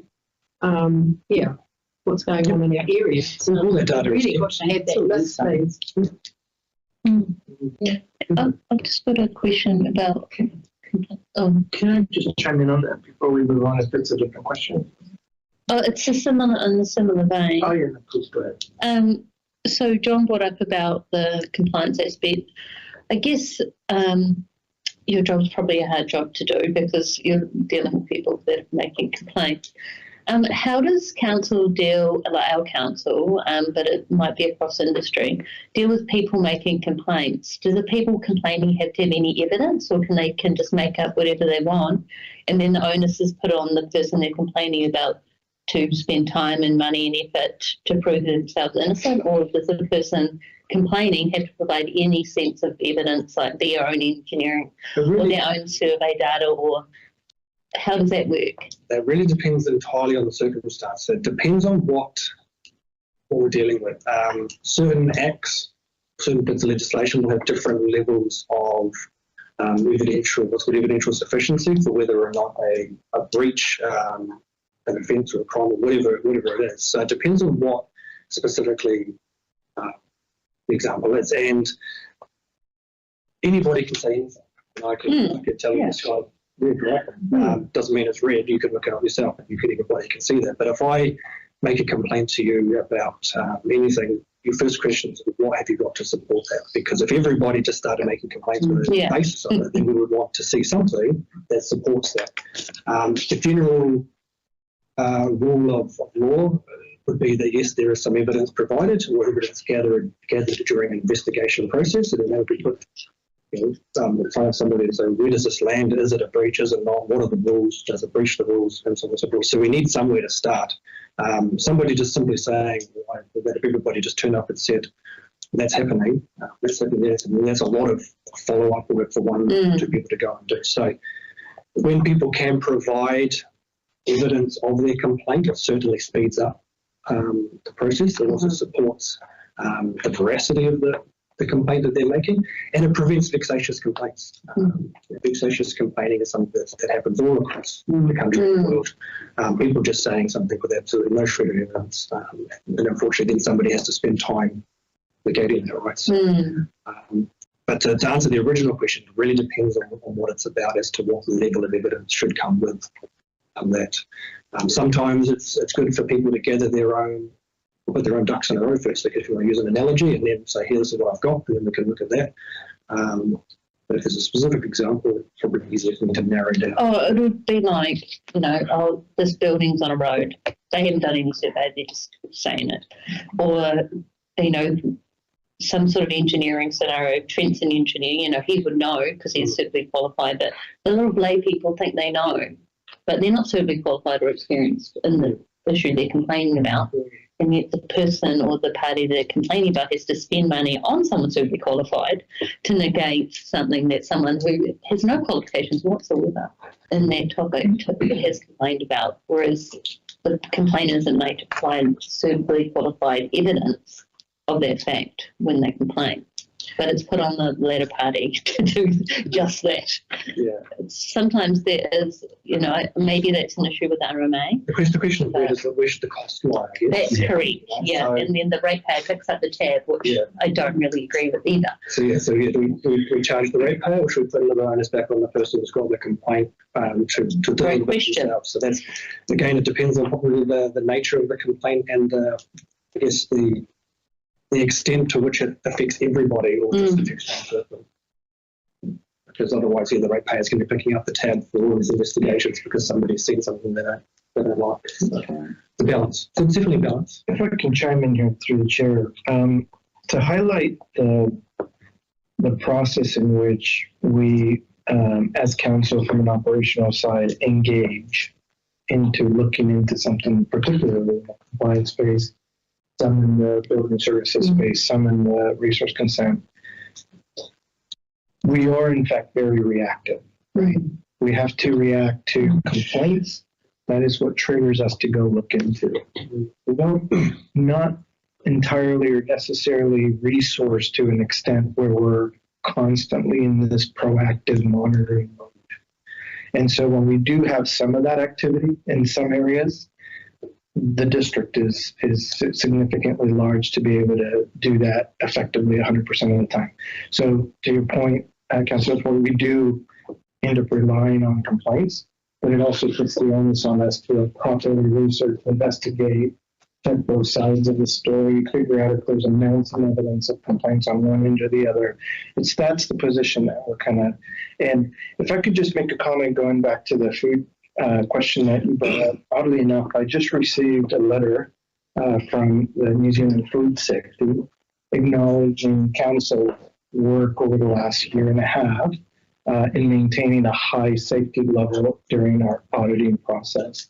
And that's been recognized by them. So of the 500 or so different types of food registered business, 524 which are active, there was only about 17 of those that had a lapse in verification, which is only 3%. They recognize that as being extremely good, making sure that particularly one team member that's under Mike's team is responsible for ensuring that that compliance is kept to date. So while we might be aware perhaps of operators, as it's been noted, perhaps really authentic good food, the only way we will know about those oftentimes is by being notified through a complaint. Is the information private? Like that doesn't go any further? Like the complaint comes through to us as an RFS, a request. Yeah, and then is that person's information completely private? It can be. It really depends on what it is. So again, go back to the law. The rule of law is people have the right to face their accuser. So if we've got something that someone, a particular person is saying this is happening, then they have the right to know who's saying about it. If we're talking about something that everybody could see, that there's a hamburger joint being run out of a garage, we can just use it as a member of the public has walked past and said it's right. So we're not going to shut down that. Because I think nothing but I've been getting them. Yeah. Again, I think from our operational sense is you don't go looking for them. The obligation that we have is around health and safety. Yeah. And God forbid there was an instance where a particular location ends up spreading some sort of disease or sickness, and then we're held accountable because we haven't followed through, particularly if somebody did complain about it. The issue I would say is not that so much, because I think that we should have as much of everything as we want, but it would be the fairness, because some people are coming along with their trucks parking up and they don't have the expenses that somebody who owns a burger shop has. Sure. And so that's the only thing I'd see as an issue, really. I mean, unless it was something that attracted rats. Yeah. Is that it, Mike? Yeah. No, it's a whole other department. Through the chair, with the advent of all how heavy rainfall, etc., we're getting a lot of pressure on our sewage systems. I can mention one in particular, but the point is, when we get manhole covers bursting, when we get tanks overflowing because the capacity just can't handle it, where do we stand in terms of overflow, going into riverways, going into the beaches, etc.? What are our, how do we comply? Do we have to comply? Yes. Yeah, exactly. But we don't see it happening. NRC is the one that monitors us. Okay. Infrastructure question, I think. Okay. Yeah. Right. Thank you. We definitely need to do better. We definitely need to do better. Let's get it. Yeah. Fiona just wants to answer. Which involves all, because if you have a bylaw and the bylaw has some rules, the rules get broken either by building consent or by no resource consent, because it's not in the district plan to say the bylaws, part of the bylaw says you cannot build within so many metres of a river or a drain, etc. How does your department together actually work out what to do next? Like I'm saying, a building within 10 metres of a waterway, the bylaw, it's agreed to the bylaw, and maybe it's part of the regional, the resource consent, that when a building consent or resource consent happens, they don't consider, or in this case, land drainage district rules, which use the bylaw or the land drainage act. As a department, how do you get working together? I think from, if I may respond to that, when items like that come up or occur, certainly get escalated. There is a collective call out to figure out, okay, why was something done? Who are the parties involved? From our standpoint, where is council's position on that? And it oftentimes takes input from various departments to understand what the issues are. Some of these, the more escalated issues seem to be a bit more complex than others, but it is within our duty to, one, appropriately research it, understand what the issue is, and figure out from council's position how we need to be acting on any of those decision making. What I'm finding, and I'll be fairly straight and honest with you, is so I've come in May. Some of our managers have come in a reasonably short time. We're finding we're working on issues that outlive us, and so we're having to deal with decisions that were made prior to us. So just trying to balance that and understand what do we do today moving forward becomes a little bit more complex and challenging. And we want to make sure that we're actually exhausting every effort to make sure we're paving the way forward. What is it that we're doing now? We're trying to figure out if there's solutions possible for some of these more legacy issues. That one, I guess some of us might say, hell, if it was me back then, I would have never done this, that, or the other. But those are oftentimes the situations that we're in on some of these more spicy issues. In particular up here, because you have urban spread and it's spreading out. For example, our chairperson lives in an area, she's got a land drainage drain right behind her, but urban sprawl is encroaching on her. And because it is, the zoning is not right within the plan, so one is rural production, one is urban, when consents go in, or when application goes in, they can use the rural production, say we don't need to pipe this drain, or this is a land drainage drain, but they don't use the 10-metre rule, and then we have these houses that are close to the drain. They've ended up with the only outlet for that water is actually through a land drainage drain into the river. Yeah. But if the river's full, the gate closes and flooding happens, whether it's on rural land or whether it's around houses, it happens. And that's why I asked about the departments in here. Well, when things get to my level of attention, certainly it would be my expectations that the individual business units are actually considering the full complexity of whatever's involved to make the right decisions, because by now they know that I hold them very much accountable to how they manage their teams and the decisions that they're making. So I'm hoping that as part of this BAU, we're fulfilling our obligation and making sure that we're considering all the variables. When it doesn't work that way and we may make a mistake, things get escalated. They come to my desk, certainly, or through the chief executive, and then I have a chat with one of the team members to ensure. But the default should be that we're effectively, as much as possible, getting it right 100% of the time. That's our hope. That's what we endeavor. That's what we strive for. Thank you. Mike so far has got the chocolate fish for being the longest one. So far. All right, so far. Yeah. I will have Jonathan. Oh, sorry. Trish, Trish is eager. Trish is eager to get in there. She manages our resource consent team. Kia ora.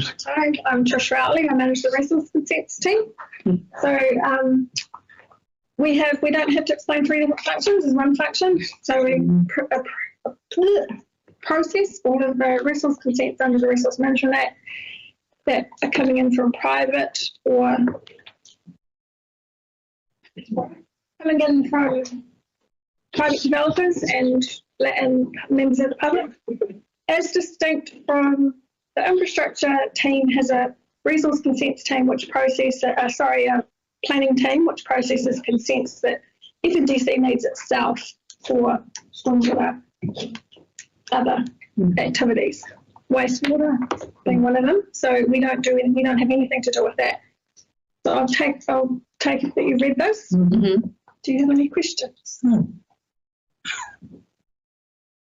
I've got 2 questions. What a surprise. Councillor Boyd, through the chair. The NTA is the roading function previously of council, and now we're transitioning into different aspects for our roading team.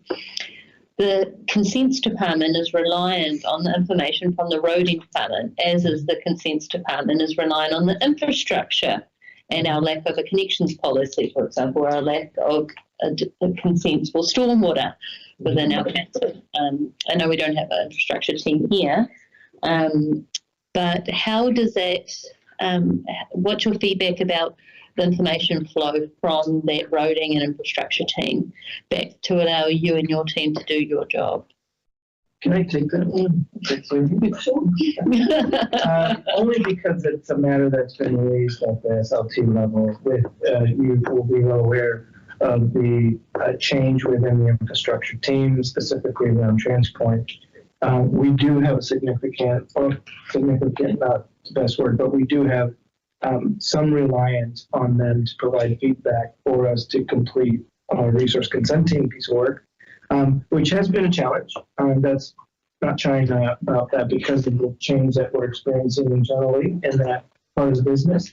And so we're looking at creative ways to try and figure out whether through outsourcing or contract support, but more specifically trying to get support in-house from the various teams, keeping in mind that there's this transition period that we're working through.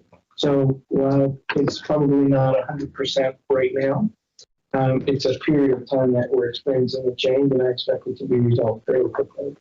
Because I think it does provide significant input to what they have to do to turn around their resource consent and their business activity. I'm very, and I've had a chat with Trish, I'm like, what is holding you up? Why I can't have our team sitting on a consent because we're waiting on another part of the business to provide us information. Through the chair. Can I just add something though? Is it different or? Oh yeah, it is a bit different.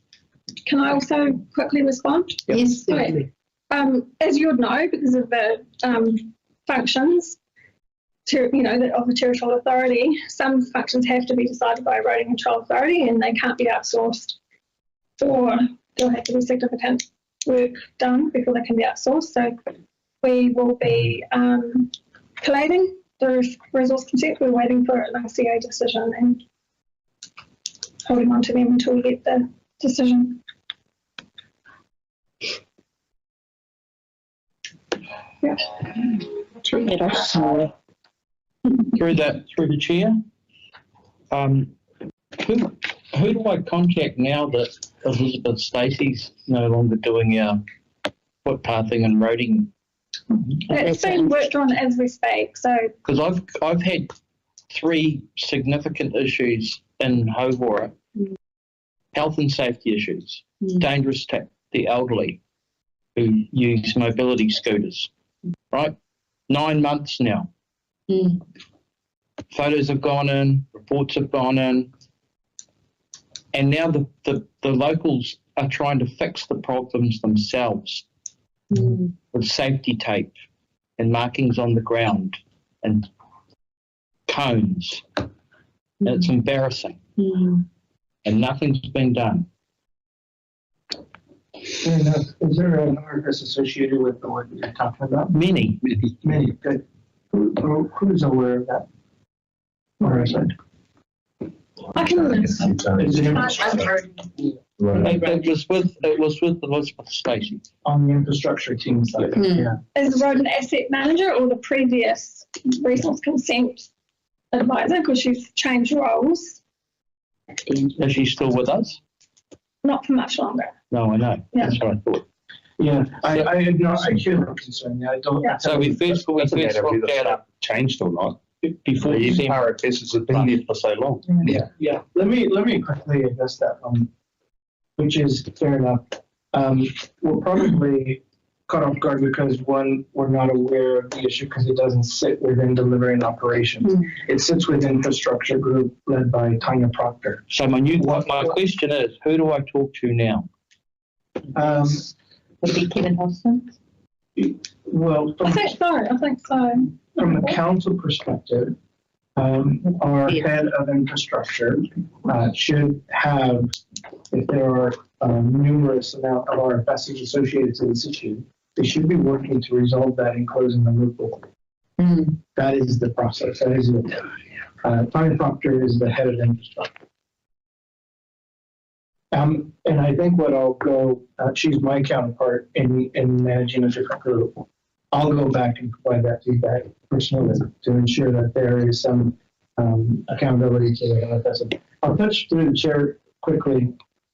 The RFS process has been a recent issue that has been escalated at the SLT level, the senior leadership level, and become a high priority topic to action and resolve and work through RFSs, because we know that historically we've been terrible at it, dating back years. But I can tell you within the last 12 months, we're seeing some incredibly positive trending numbers in the amount of RFS closures, training our staff to actually communicate with you and respond. And so I think every GM, we get a report on Monday morning that tells us all the outstanding RFSs within each group that have escalated, or even just a standard number of RFSs. So I'm concerned that you feel like we haven't been, from a council's perspective, haven't been responded to.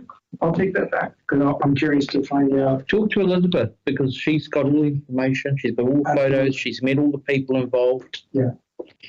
We spent half a day up there. I think it was either early January or late December. Yeah. I'm happy to follow up and take that up with our infrastructure GM.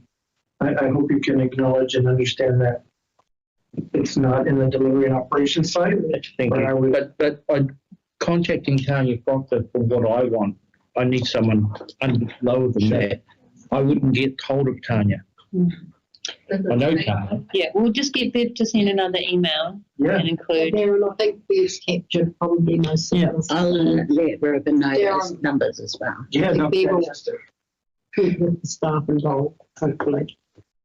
And I apologize. I'm sorry that it doesn't feel like we're responding in that particular sensitive issue, especially if it's an ongoing months. Is it a state highway?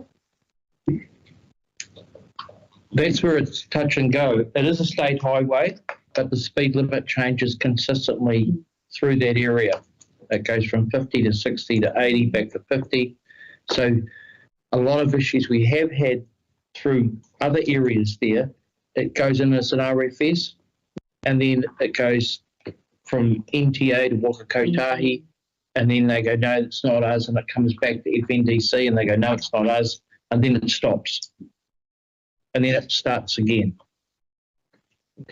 That's what happens. Okay. Because we have lots of speed changes through a certain area. Yeah. That is the reason it stops and starts. Yeah. Hear you loud and clear. I'm not in the infrastructure side, and I'd love to try and have a definite answer. But we'll do the best to relay that information back. Thank you. Yeah. Through the chair, I had something. Yeah, sure. It was really good to get contacted yesterday from Louise and your team about when it comes time to our resource consents. Awesome. Oh, she's the other planning team. Oh, okay. Sorry, that's a different team again. Yeah. Sorry. That's okay. Yeah. But regarding consents, the board have done concept plans and things like that, so I'm able to help staff if they want to know anything out in the district that's going on. Oh, that's fantastic. I'll tell Louise. Yeah, I do talk. We'll take the credit though. Yeah. Thank you very much. Yeah. Is there any other questions, Trish? No. Thank you. Thank you. Thank you, Trish. Now, Jonathan manages our property and facilities. I will ask that you take it easy on him because he's filling in the role and quickly being caught up to speed, but helping us do a transition of change within the department. Take it away, Dean. Actually, I think I speak for my colleagues to say it's a welcome opportunity to meet you face to face. As Ruben said, I've emerged from the engine room council, the HR department to step into property and facilities to support them in a situation which has been really challenging over the last 3 or 4 months, where we've lost the manager, both team leaders, the waste organisation expert as well. But pleasingly, others from across council have stepped in. About a third of the team are there as fixed term or secondments, which is great. We've had successful recruitment to all other positions. So we've got a full house with 4 people joining us over the next 2 months. So the scene is set to, I guess, Ruben alluded to it before, we've used the opportunity with a new lens to look at how we can work better, realign how we're working, the workflows, ownership, and so on, with a couple of new positions, so that when RFSs, for example, are incoming, they go to specific portfolios. So the processing of those things will be more effective and efficient, and ultimately result in better delivery to the community. And just to ensure we're on the same page, property, facilities, managers, all the assets, public places that underpin livability for the community, cemeteries, pensioner housing parks, playgrounds, public toilets, town centre, streetscapes, leased community buildings.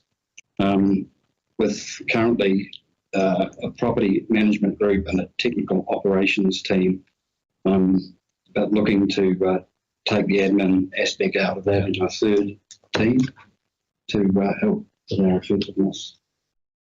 So that's a quick snapshot of where we're at. So, questions? Madam Chair, you've got burials here. In the cemetery, we've had the Monganui Cemetery Committee come this morning looking for funding. Their options are apparently, according to the policy, either a loan from council or the community grants scheme. Now, the Monganui Cemetery Committee runs a very good, very nice cemetery and does it a lot better than the council could.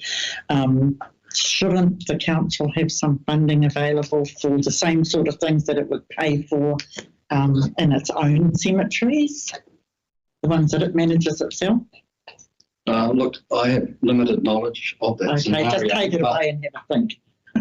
Well, I certainly do that, but I'm aware that there's an element of that that's sitting with legal at the moment, but that's not quite on the point you're asking. Yeah, it's kind of like, oh, well, here's a community cemetery and we're not treating it like somebody that we can support, we're treating it like the enemy, more or less, because the option of funded from income, well, not enough people really die to make a significant contribution to the cemetery committee's costs.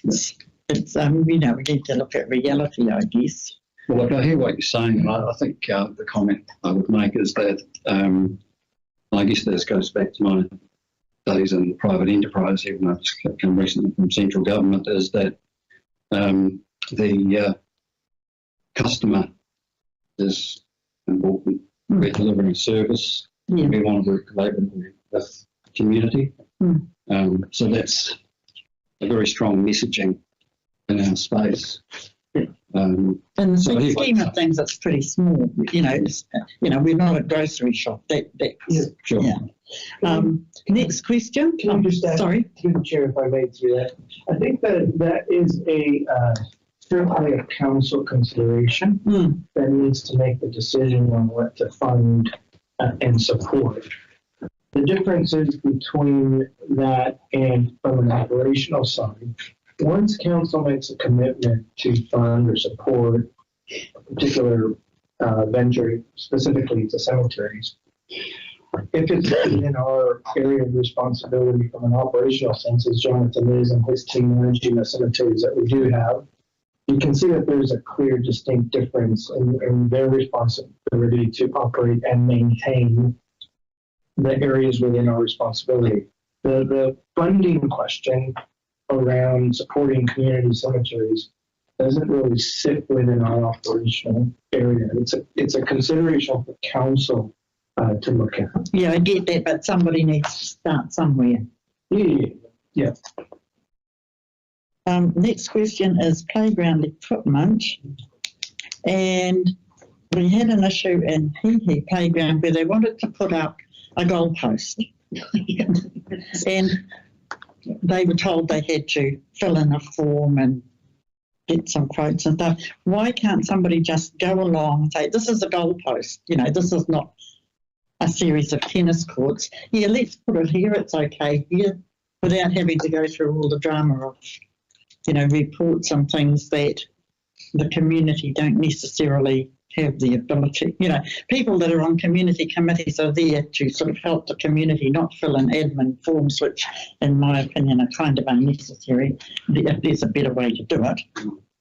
And the other thing is housing for the elderly. We currently have 32 vacant pensioner units. Details are in the attachment, of which there are none. Why have we got 32 when there are presumably homeless old people around? I don't know. And is there anything with regard to the pensioner units? Are we going to keep them or not? Has the council decided? Yes. And if you are, how are you going to make sure that there's full occupancy without opening up the social housing, which would threaten the elderly people from their perspective? I'm happy to answer that, John. I'll come back to the goalpost question. Yeah, the goalpost. You take the goalpost. That piece of work with elderly housing is specifically sitting with Nadine, and she works, I think, in the chief of staff team. That's a piece of work that is being considered, especially right now. I mean, it's an ongoing piece of work to determine that. How that differs from an operational side, on the delivery and operation side, again, our responsibility is to make sure that the units are maintained and livable to the standard that is appropriate. And so, question around why don't we have more people, in these units? It's not an area that operation sides and the delivery and services side get involved in.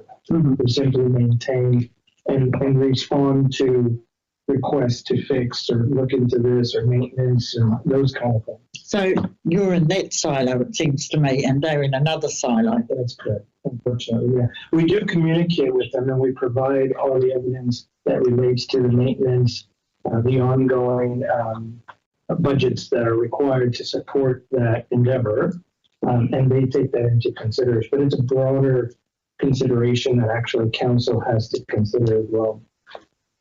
Okay, so hopefully the goal question is a bit more easier for us to answer. Before you go into the goals question, a lot of the responses we were receiving was we're going into like LTP, and our projects for the LTP had to be prioritised. So that was a regular answer that was coming back with anything to put in playground. That helps. Right, the goalpost. Yeah, the goalpost. Essentially basketball. Whatever. Basketball. Might need a boom. Yeah. No, my first question is whether there's an RFS that's been launched around that. No, they just made a request and then got a form and I can't basically. Sure. Because around the process, I think what we have to be careful, as soon as anything gets installed in a playground or reserve, the council then becomes liable or responsible because it becomes an asset that we have to manage. If we don't have a process in place for these types of things to be installed and considered, what's to stop any community member from installing a swing or a slide or a variety of different attachments or apparatuses that have to be considered? So while I acknowledge the fact that the process is a bit... Maybe you could streamline your process. Yeah, I totally agree. At the same time, we want to make sure that, as Jonathan was saying, that we balance the customer needs, what the community wants and desires, to kind of streamline and make things available that is going to be helpful and enjoyable while still maintaining and ensuring that we're kind of know what's going on, what's being installed, make sure it's being done appropriately. We just talked about compliance type issues. Worst case scenario, let's say we install something that didn't get installed correctly, the concrete wasn't poured right, the thing falls over after 3 months, it hits somebody in the head, becomes a casualty or an injury. Council's now liable because of that asset is installed within our reserve of park areas that we have to manage. I love your story. Yeah, so it's been, I apologize, a bit extreme, but from our side, those are the kind of things that we always have to consider. So while I acknowledge the process needs to be streamlined, and I'll look into that, what's happened in that instance. I'm curious to see how that plays out. But there's no RFPs that would be. Yeah, there is. Oh, there is? Yeah. Okay. We'll look into that. Through the chair, can I ask halls under your jurisdiction too? Halls? Yes. When are you divesting them? That's a question for council to consider. Okay, but is it on the table? We will do a damn good job trying to maintain them, Yeah. service them, and ensure that they're being run. Yeah. Why I ask, because it's really important to the community groups that they prepare for that, that eventuality, i.e. Incorporated societies, et cetera, et cetera. Yeah. So as soon as we know, would be really good. I'd take Felicity out for coffee regularly to get an inside scoop as to when that might be coming out. But again, I think it's important to make that distinguishing piece where council, in a lot of these items, it's for them to consider. Right. We simply act on the approved or the motions passed to maintain and ensure the operation of these assets. So we're not necessarily in the decision-making ability of some of these considerations. It's more of a governance thing that has to be considered. We simply act upon to maintain levels of service. Okay. At the moment, we have policy for halls, et cetera, but with the divesting of halls, that's going to affect some of the policy, i.e. management of assets, et cetera, et cetera. I hope that's taken into account too. Yeah, correct. So that would be an ongoing effect of a decision that council would make. It would affect policy, certainly. And if that needs to be revised or looked at, they'll have to be aware of that implication. I have a biggie. Time up, Jonathan. It's for Jonathan. It's the Hiku revitalisation handover from Hiku and all the assets. I'm having a lot of maintenance queries, but with the shift of staff, the records have been handed over to council, but I don't know if we've got to get some works before our current KBA working on a sign. To repair a sign that belonged under the revitalisation project, but it's not on the radar inside of council. This is the Police Association. Yeah, so Bev's been doing a lot of work. Thank you, John Stewart. It would be May the 9th, by memory, that I asked Bev to find out how, so it's a community sign, digital sign that was handed over as an asset through the revitalisation group to council. And it's been down for, I don't know, the last 3 or 4 weeks, and they have advertisers, including the council and community safety information, all sorts of things go on it. Since that date, we can't even find, I just said, what do we do? Where do we go? How do we get someone to take responsibility here and fix it? And we haven't actually had an answer as to, we can't find that asset. Well, we're still waiting. That's right. Can I just clarify, we're talking about signage? It's a digital sign. Yes. $50,000 worth that was paid for by the...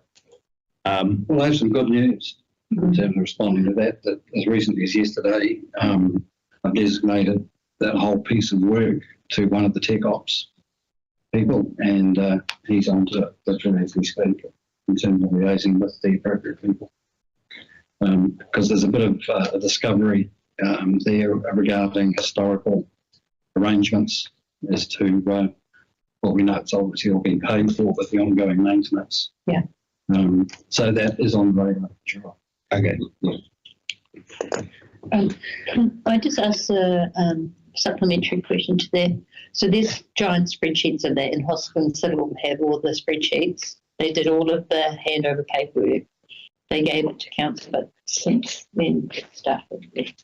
Can we have that contact, because it's not just the digital sign. Recently, the Hoskins Civil project manager contacted council with the spreadsheet because the barbecues weren't being cleaned, the shade sales weren't being cleaned, the actual operations and maintenance contract with City Care wasn't addressing it. So I think that link between the asset managers previously and putting it into the operational contract hasn't sort of flowed, as well as the levels of service in the contract aren't being met, like the number of modes, the frequency of modes, which is agreed in the contract, and because there were different levels of reserves, for example, like a destination reserve and a local purpose reserve. So we could monitor that as a community if we let the community know what those levels of service are, and then that keeps the contractor accountable. And nothing in the contract that we had talked to Graham Norton about, who was another prior reserves manager, is actually what those levels of service should be in the contract. And we had 3 workshops as a community board to determine the types of reserves and the levels of service, but that has not flowed through into the contract, as well as the GPS monitoring and having the information available to the public and to us to show the frequency and where the mowers were in certain days, etc. So is there any opportunity to put the contract again to speak to us, maybe with one of your team, just to relay that information flow? Absolutely. I'll tell you what we're doing through the chair quickly. We acknowledge that there has been somewhat of a disruption of the consistency around levels of service, and it's partly related to an extensive high turnover within this property and facilities. That's been the case for the last 3 months, and leading up to that has been the challenge. We've turned the corner.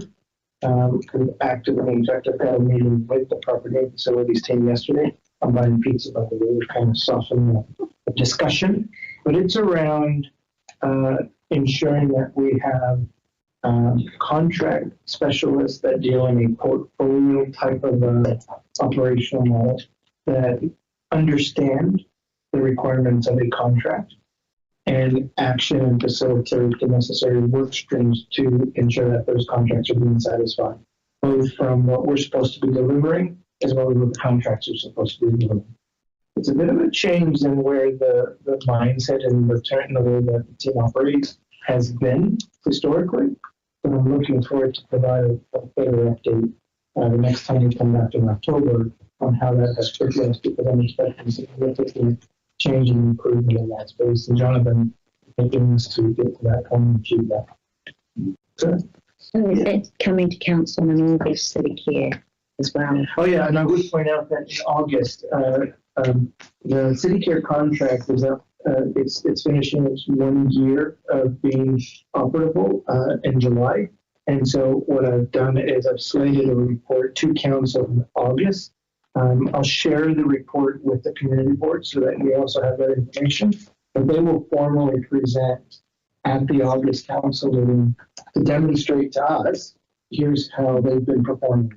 I think what you'll find is that they've learned about the assets or lack thereof throughout the year.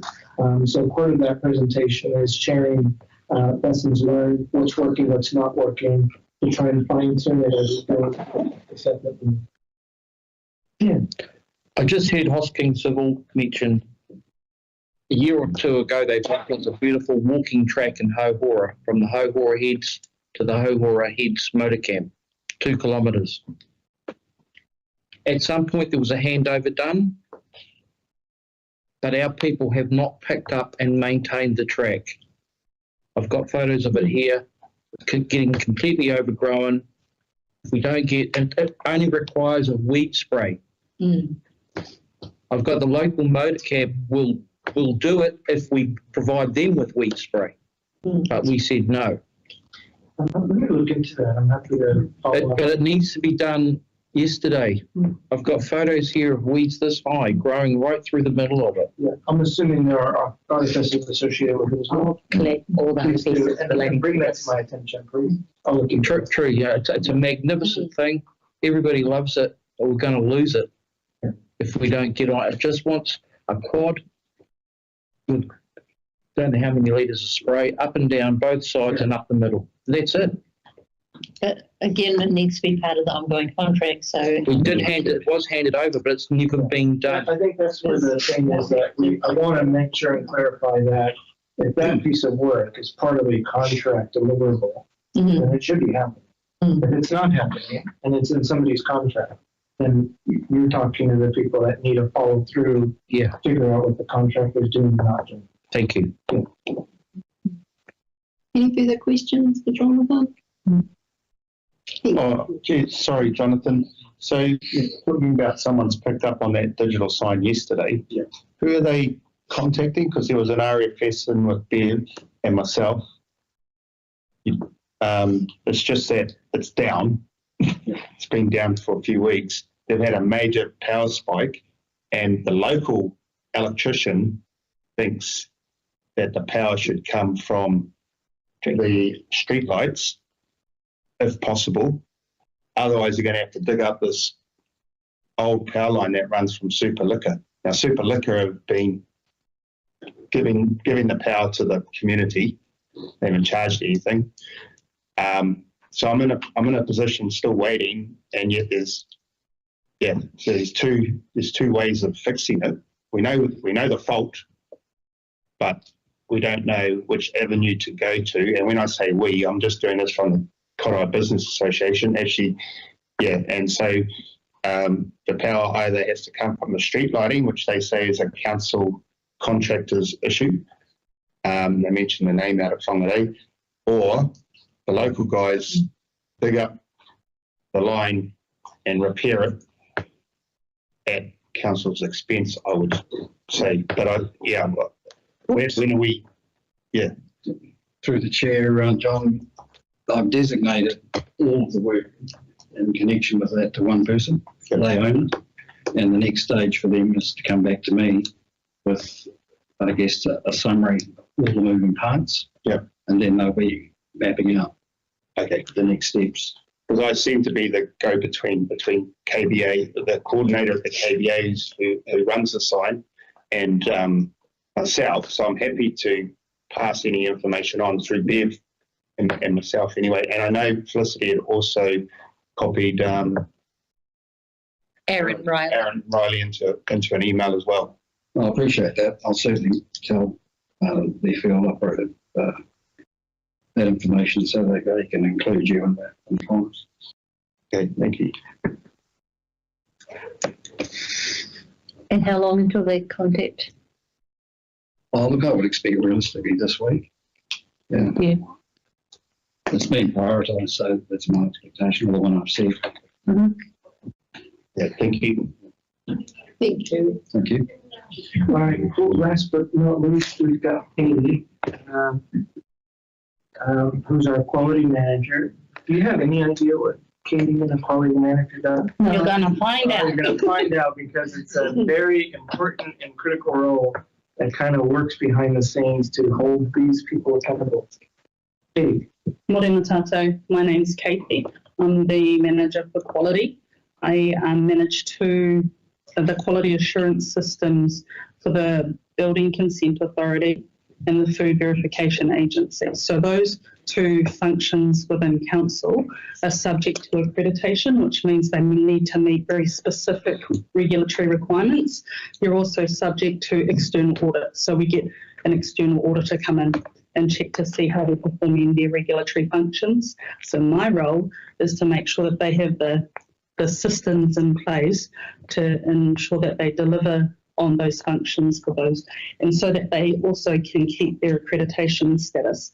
The building team, we had an audit last year in October, and as a result of that, we had a very positive result from that, where the team is now on a 2-yearly cycle, so the auditors won't be coming until October next year. And then, yeah, they're considered a low-risk BCA. And then the Food Verification Agency, we're on the 18-month cycle, so they do surveillance assessments. The next one is in December this year. So what I typically do is I go through all of the different regulatory requirements. I go through the regs, and then I make sure that the teams have policies and procedures to meet those regs. I check to make sure that those regs or those policies and procedures are appropriate. And then I also check for evidence to say that they're consistently and effectively implementing them. And I'm about 3/4 of the way through my audit program for each of those functions. Basically audits these people and make sure they're doing the right stuff. And the benefit of that is, like Trent just mentioned, low risk. If through the external audits, if they come back and they ding us on something, let's say, then the audit window shortens. So now we're having to be audited every year or any lesser amount of time because they will think we're at a higher risk. But if we've got our ducks in a row, we're doing our work by way of the internal auditing that's occurring to hold us accountable, then they're more, they're doing the right thing. They're working as opposed to let's extend the cycle period to 2 years. So it's a real benefit. In the absence of all this failing, what would happen, Katie? So if they don't meet those regulatory requirements, they will lose accreditation, which means the building team can't issue building consents, can't go out and do inspections, the Food Verification Agency can't do it. They basically take it away. Potentially. Yeah. So Katie's the important keeps us honest. Keeps us honest in the background. Question. Through the chair, Katie, what's the auditing authority? So for the Building Consent Authority, it's IANS. Oh, okay. But for the food, it's IANS and JASANS. They kind of alternate. Okay. And another one is the 2 year the maximum you can get, or is it higher? Yeah. So there is technically a 6-year thing, but no council has that. Tried. Yeah. Okay. Thank you. Chair, so with the fast track process, does that cause any upheaval? Fast track, like the time, like coordinate. Oh, okay. With the accreditation timing. Then RMA is not subject to accreditation. Okay. No, I was meaning the building accreditation. Yeah. And okay, I'm probably getting confused, sorry. It's a big operation. The council's got so many different moving parts. Yeah. Okay, I think Katie gets the job with this. You don't do dogs anymore, Katie. No. It's a very long time since. Oh, God, Mike's got lots of things to do, doesn't he? Yeah. It wasn't a single question. Just a comment really between departments. I really think that the bylaw people, the policy people have really made your jobs hard. Like the bylaw aspect for poor Mike and the bylaw aspect for the dogs. Because they haven't been addressed for so many years, it's been really frustrating our board and causing so much time and angst because the policy people haven't done it in a timely manner or responded at all to us. So just saying it makes your job hard because of basically their lack of delivery in their space. So I know that they're a different department, but just reflecting on that this morning, if that was done 5 years ago or 4 years ago, we probably would have saved all this time and energy and effort. Yeah. I think an important thing with bylaws is bylaws can give information. They can't replace it with gaps. They can try to tidy some of the stuff up. We look at, the Land Drainage Act, 1908. It's such a historical piece of legislation. If there was central government changes in some of the bits of law, then you might find there's a lot more ability for all regulatory authorities to do something different. But trying to, piece together bylaws to fix holes that exist in laws that were written 50, 60, 80, 90, 100 years ago, it's quite a challenging task for them as well. To try and get to a workable product, I guess. Then obviously there's the cycle of refreshing every 5 to 10 years, depending on how new they are. So it's a tough task, I think, on both sides for us to use what they've given us, but also them to keep on top of things when central government can make rules about whatever they want, essentially. I think I can probably add to that through the chair. I mean, in the building space, one of the complications with bylaws is actually the opportunity to enforce. Quite often there's bylaws that interact with buildings that we actually have to use the Building Act to enforce because there's no enforcement tools in the bylaw. So that's really important. And sometimes you can't put the enforcement tools you want in there. So that's the challenge sometimes with bylaws as well. Through the chair. Hi. Yeah. Just a quick comment. There might be light at the end of the tunnel potentially. Yes, I don't know if you've talked to Roger lately, but he reached out to Nick, and he presented Roger with 2 options within a day. Roger was like, why can't my team do this? So, I think, with the use of AI, we might be able to maybe see some improvements in the speed of delivery, but it's all happening in the background. I don't know all the nuts and bolts. Is Tom Frost still here? Yes. Yeah. A couple of years ago, he came and talked to us, and with regard to the cycle trail, it's not a drone, but he's got some way of finding out whether there's a blockage or something's wrong. He can look at them and then get somebody to go out and fix whatever. And I just wondered, he seemed to think it was something that could possibly be used in terms of the drains as well. Whatever the thing is. Yeah. And it saves somebody actually going out and walking the drains or whatever they need to do. Just to have that GPS thing going, yeah. I'll go look on that because he often moves the desk weight. It sounded like a good idea. Might be giving me a reason to talk to him. Tom's a good guy, and he's a very smart guy. That's exactly right. Quite a good effort on the tech side, corporate services side, but in terms of solutions there that we can take it away. Yeah, if you've looked at it, would be wonderful. Thank you. Anything else for Keegan? No. Awesome, General. Yeah, no, sorry.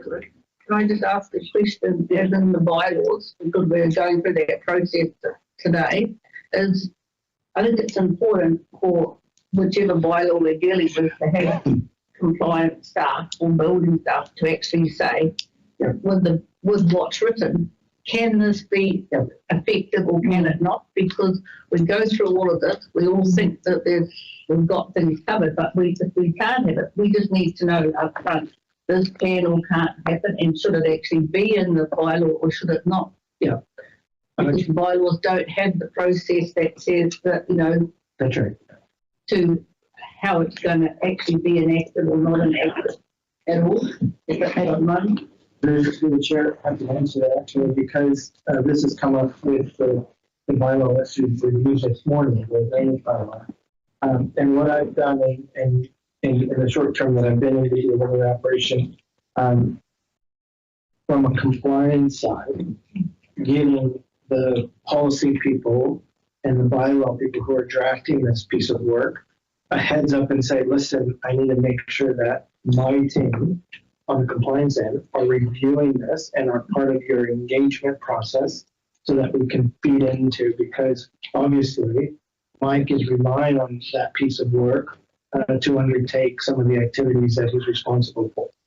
So yes, we are involved. Were we on the list prior to me raising it? I don't know. But we made sure that we're part of the internal conversation that's going on and being engaged with, because we feel like we have input into that process. Both what's happening here with the community boards that engagement also has to happen internally. It's my responsibility to make sure that's happening. Just on the integration part, you talked about drainage, but from being a commissioner for the new district plan, I've also noticed the lack of engagement from the policy team with the NRC about river management and flood mitigation, etc., relating to spatial planning in Waipapa. And I see that same issue happening with stormwater and drainage when our council would just go and talk to the management of compliance at NRC, for example, and just make sure we're all on the same page and that either they might have powers that we don't, and maybe we could even work together. I will relay that information to the DM policy. I totally understand that point of view. I was recently at a meeting about a flooding issue, and both sides had NRC comment matching both sides. Like, you know what I mean? Like NRC had agreed with the one-sided equation, and NRC had agreed with the other side. So I think a lot of people aren't talking to each other, so we need much more cross collaboration. And councils, and they may have additional powers that, for example, a bylaw may not. That we can work together to get the best outcome. Exactly. Because we're ratepayers for both regional council and district council. Through you, Chair, if I can make some closing comments to wrap things up. First of all, thank you so much for allowing us to get added to the agenda. My commitment on behalf of the team is to come in on a quarterly basis and have this dialogue with you. Kind of hopefully in the future sessions we won't be having to provide the foundational stuff of what we do, but more get into the details of the reporting. We're getting into a new reporting rhythm that we're working on this month to produce a monthly report. I'm happy to share with the board that report every time it comes out. We'll keep you posted on that. But the next opportunity that will come to you is in October because we want to make this a quarterly exercise. So anything that may come up, if it can't wait, certainly work through the process or contact me directly on any escalating issues. The first thing I'm going to ask you if there's an RFS associated with it, so I can kind of dig that information up. But in the meantime, if things of interest come to the board's attention, and if it can wait in part until the opportunity that you've got to engage with us personally, that's what the to be for. So I hope that you found it helpful. And it was really good, thank you. That is. Yep. And based on the engagement, I'm going to reward one of these managers with a chocolate fish. So. Also, I was going to say, when you come to the next one, I can do a report of those issues, so you're not on the fly answering. Yeah, fantastic. Yes. Yeah, fantastic. So thank you, Bev. Yeah, beautiful. Thank you so much. It is really important. It's the first time we've had a department like this to come and present who the staff members are and what they do. It's just so really good together for the right I think it's incredibly helpful because sometimes often council as an organization seems to be pretty faceless. So October probably won't be a good month because I don't think there'll be any community. There's a whole lot of new people. This is why specifically we planned it for. So it might have to be the next quarter. We might have to do. We're not just meeting with you here. We've got we got two other community boards. So we're doing this exact same exercise this whole week on Wednesday and on Friday because I find that it's really effective and valuable, certainly in your position on understanding what we do and how we can best help and support. Maybe Stephen makes the chocolate fish. Yeah, that's a good point. Set the bar for the rest of the organisation, the other groups. If there's no other questions, we'll get out of your way. And Thank you. Thank you so much. Thank you. Thank you. We're going to have a break now. Well, how great was that? It's been years for that resolution and then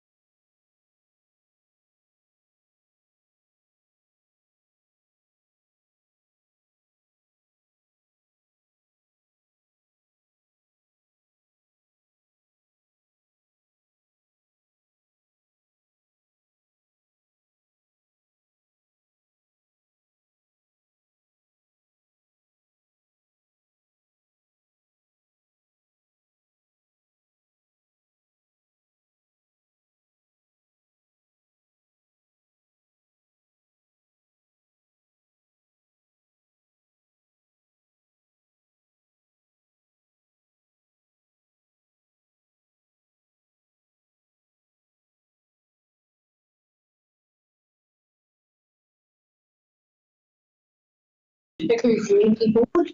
We're now going to go to item 7.4, which is proposed amended land drainage bylaw. I'll move it. Do I have a second, please? Darren. Okay. I want to move an amendment, please. Okay, ready? Okay, so saying that the board recommend that council approve the draft proposal in attachment 4, and somehow include a process for written approvals for drains connections, which is, that needs to be part of it. I don't know quite how to word it. So we're asking the council to approve the draft proposal, but we want it to include a process for written approval for drain connections, which is what Fiona raised earlier. So E, would that be E? That'll be what, D, E would be the last one, so I would do it under B. Or written approvals for EVs. So B, it'll be that'll be the A, the B will be in as is, and then there'll be a C, which will be request the mayor. No. C will become D, and authorise will come E. Then a process for written approvals for drain connections. Yeah. Is that all right? I think it might be more than drain connections, but Well, if it is, give us a yell so we can add it in. And that a monitoring regime is put in place. It might not be part of the bylaw, but we need to get it written down somewhere so that we can refer back to it. Because that's where it's falling down as well. There I can add as a note, just because it's not part of the bylaw, but I can include it in the resolution as a note. Yeah, but yes.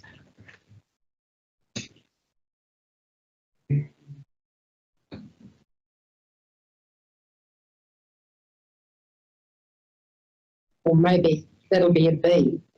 And then I don't care where it goes. The submission thing will become C. Yeah.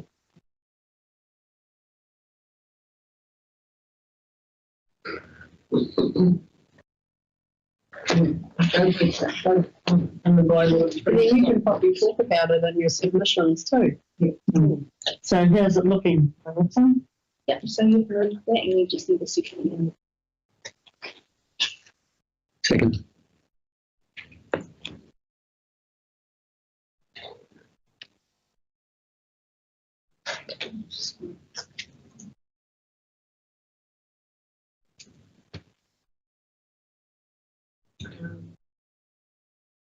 So, and what was the monitoring? So this is that's the because it's not specific to the bylaw. That's the monitoring. So that's the note for us to keep track of.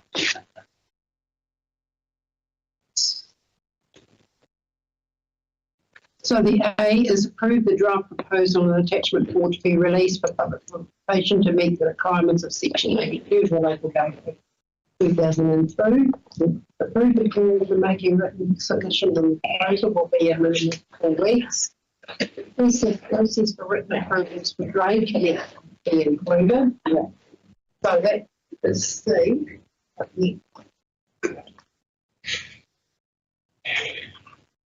And then delegate authority to the mayor to decide on the date. I think it's going to be request the mayor. We can't delegate authority to the mayor. No. Remove the delegate. Request. Request the mayor. Request. The mayor to decide on the date of oral submission, or presentations of submission, authorise the chief executive to make any necessary minor drafting or presentation amendments to the proposal to correct errors or omissions that to reflect the decisions made by council prior to the final publication and public release. And the board note only, the board requested that a monitoring regime also be put in place. That's not part of the, but it's there. But it's just a note, yeah. So that it is somewhere. Is everyone in favour of that? Yeah. Aye. Aye. You happy? Everyone happy? Yeah. Thank you.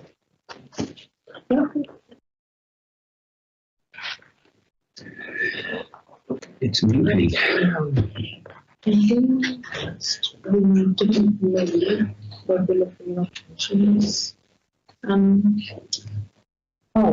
Unless you want to just carry on with it.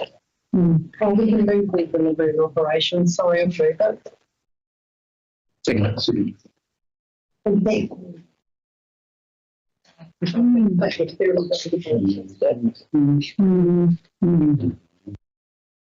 Okay, we've come to funding applications.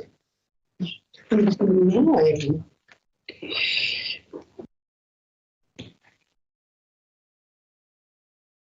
Through the chair, there was a couple of quotes in, I had done my homework, but I obviously didn't go into additional information properly. There's a couple of small quotes from my business in Doubtless Bay Readers and Jackman Cleaning, something else Bay.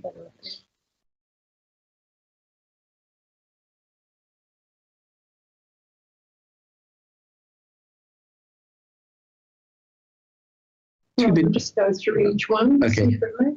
Really, have you got just a real quick question, John? When did the CCTV installed? I just want to know, the operational costs over a period of time, because ours would be, just so we prepare for it. Yeah. Oh, it's just been so many different ones over such a long period of time. Oh, okay. Originally, it was, I remember, and some are owned by, get this right, Felicity, for me, KBA, some are owned by, some have been paid by different entities throughout the last 10 years, I think. Yes. So over 10 years, so. Yeah. Okay. Yeah. No, There's heaps now. We're up to, do I want to say 40? Is there 40 plus? And safer communities do it, don't they? Yeah. Yeah. So safer communities run it, right? And in cooperation with the police, I think they even provide the staff that monitor at times. Yeah. Okay. Cool.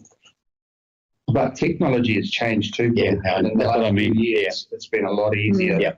If you upgrade, it doesn't seem to, you seem to save some money on the maintenance side of things. Keep it up. Keep it maintained. Okay. Just before we go any further, has anyone noticed there's grass growing on the synthetic grass in the town square? No. There's big patches of kikuyu coming through. They need to be sprayed as well. We should have told what's his name when he was I here. forgot about it. This came up. Well, should we lodge an RFS with Steve? Go and have a look in there. It's not my area. We just need to lodge an RFS. That's what we need to do. So is it going to be the splits in the artificial grass, because our grass, sorry. No, just say grass. One. Yeah. But those all fixed. Those all fixed. Square. They've done it. Okay, we're back to the funding application, guys. We're not getting off track. Thank you. The first one up is the Kaitaia Business Association, $7.5 grand. I'll move it. Yep, I'll second that. Any discussion on this? No. It's essential. A must. All in favour? Aye. Thank you. The second one is the Monganui Cemetery Committee. I'm going to move to $10,000. Yeah, definitely. I'll second that. Yeah. Yeah. Any further discussion on that? Yeah. We're lucky they volunteered. So they were amazing. Well, where do you want it to come from, Madam Chair? Private place or grants and donations? Through the chair, that should be through your community grant fund. It shouldn't be through pride of place. That's for basically new things, not existing maintenance. Thank you, Catherine. We're really proud of that. All in favour? Aye. Thank you. Third one is the Oi Oho Creative Activators. Where's Pipsqueak Cafe? Is that? No. Pipsqueak Cafe. It was recently voted the best cafe in New Zealand, and it is in central Kaitaia, I believe. There's one in Kerry. You mean Peekaboo? Peekaboo. My apologies. Yeah, okay, so that's a typo. It's supposed to be Peekaboo. It is, okay. and I will put my hand up. That is completely my fault. My apologies. So how does this benefit the ratepayer in general? That's great. People? Yeah. Tommy, yeah. I'll read this one. Spoken word event.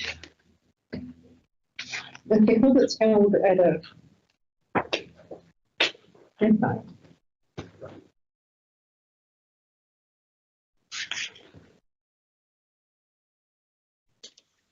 Well, I know Andrew Cook too. He does some fantastic work.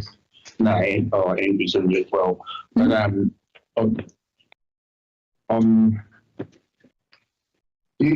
you got anything to say to this application, Catherine? We've been discussing obviously infrastructure and these smaller events that don't support a wider range of ratepayers as such. They are running wānanga on this, so workshops. They expect that there will be at least 10 participants and at least another 50 audience members. I think if it were any other time, you would possibly support it, possibly not to the same extent. And I think that if they hadn't fallen in between funding cycles, creative communities might have come to the party on that one as well. So it's a challenging one. It's not something that is necessarily mainstream as such, but again, that's why I leave the decision to you as a board. Well, we shouldn't be funding food for farmer.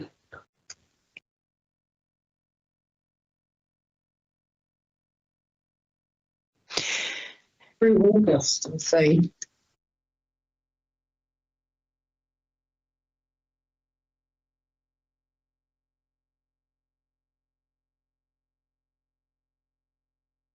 They did still have enough items in there that $2,000, even if you didn't fund the food, would still be within the realms. They did have facilitator workshops. They had DJ services and venue hire and sound system and equipment hire in there. I don't know if you were interested in funding those.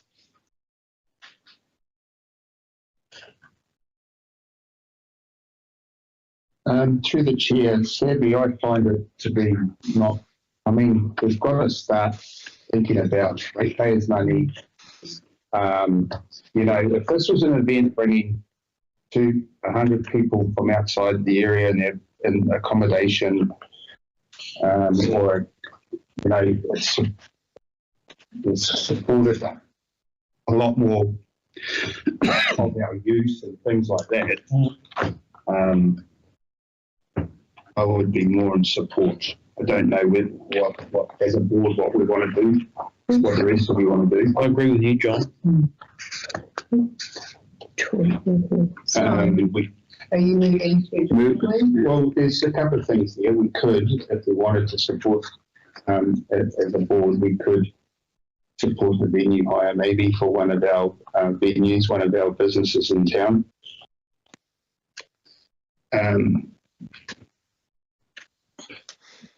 But again, they should be making their own money on the day. I don't even know why they're charging for venue hire. Why would Peekaboo charge for venue hire? You know, sell food in. Yeah.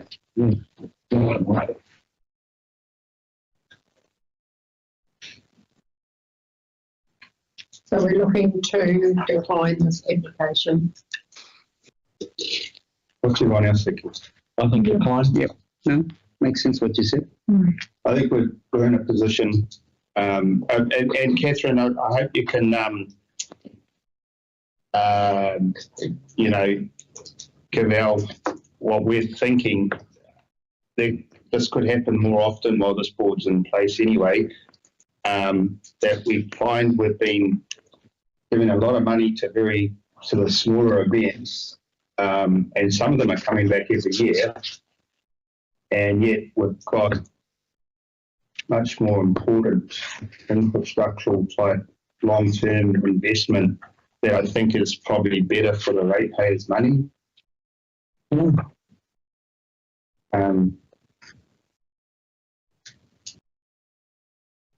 Does anyone? Yeah, no, you said it. You said it. I agree 100%. Yep, no, that's fine. Sorry, I was taking notes. So today we could be giving away, we could be $30,000 worth of infrastructure. It's finally might not be perfect. I move that we decline this one. I'll second it. Darren will second that. All in favour? No. We're going to the next one now, which is the Writers and Poets Doubtless Bay and Waikaia towards publishing an anthology book.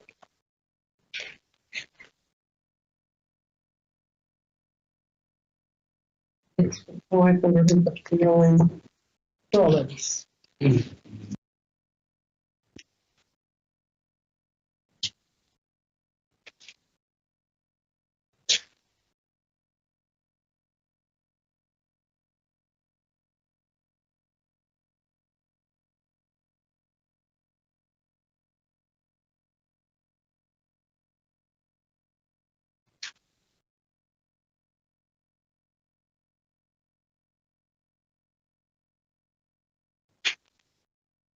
What is the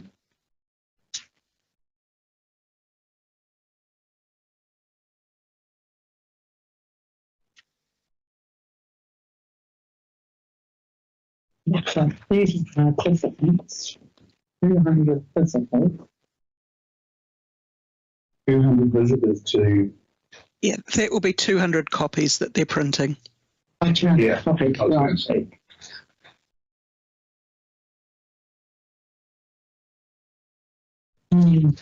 I think personally again, well, they're selling the books. I've been turned down by others. I think what you have to look at is what is the benefit of the general. So you'll only be the writers that are there.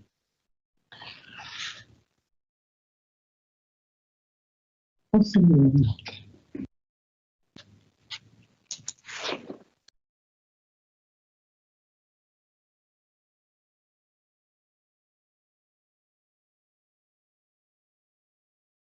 Wonder how many is the actual book, Writers and Poets Doubtless. I think it is 30, something. Number of members, 150. But on page 4, they have how many active participants are taking part and how many visitors, which in this case will be copies of the book they're looking at publishing. 30 active participants. Yeah.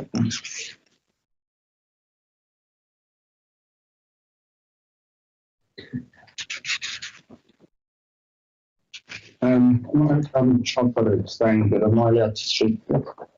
Yes, good. If there's 30 members within this group, and I don't know, you look at their photos, works out about $20 each to Just thinking that to produce it. they could do that themselves. Yeah, I'm allowed to speak to it. I think this is, if this was a free book going out to a certain number of schools and a certain number of libraries and to the wider ratepayer or audience or community, I would look at wanting to support it. But with all the everything else we've got to do, unfortunately, I don't. Yeah. I'll move we decline it. Second, please. I'm at the same. Oh, I'll second it. Is there any further discussion on this one? All in favour? Right. In favour. Good. So the next one is the Waitangi Productions. 1,800. $1,800.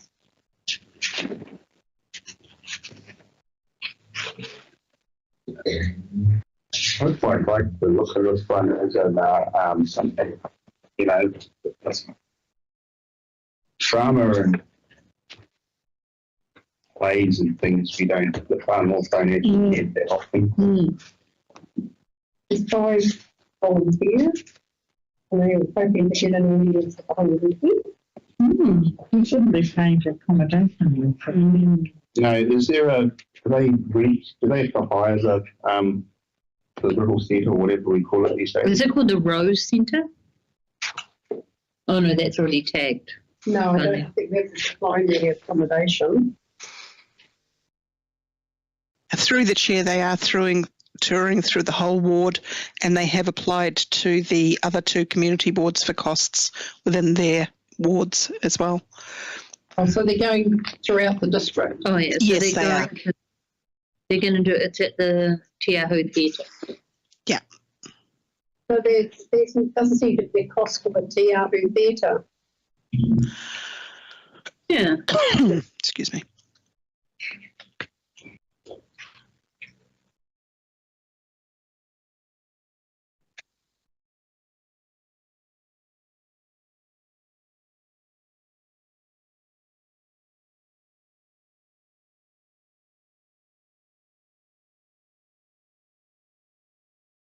I'm going to go decline. So you're moving decline? Yeah. Is there a second for that? I'll second that. Is there any further discussion on this one? I was quite supportive of this one. I like the idea of the performance in the theatre, but that's all right.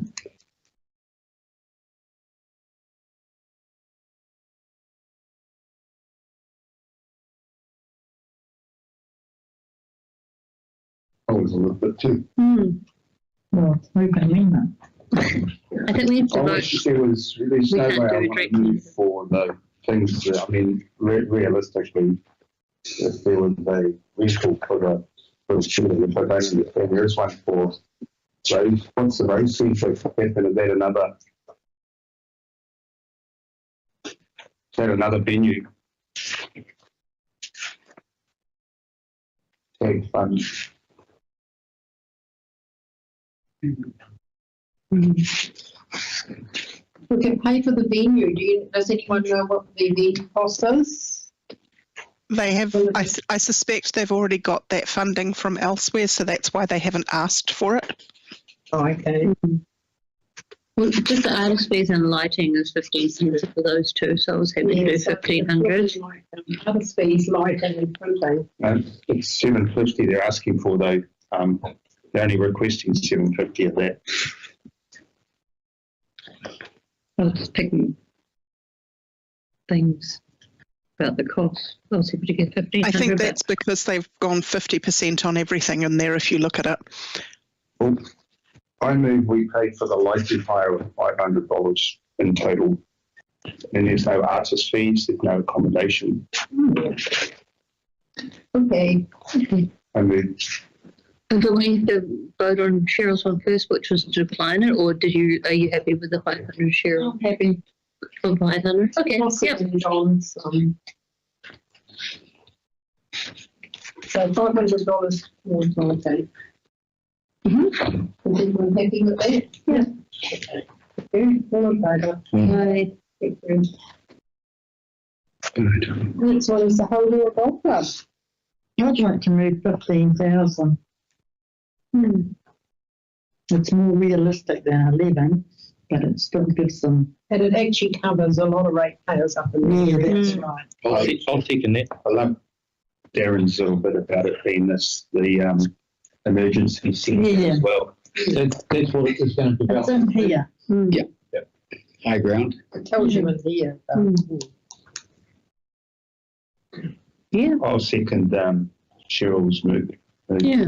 Any other discussion on it? That? Yeah. All in favour? stuff. Aye.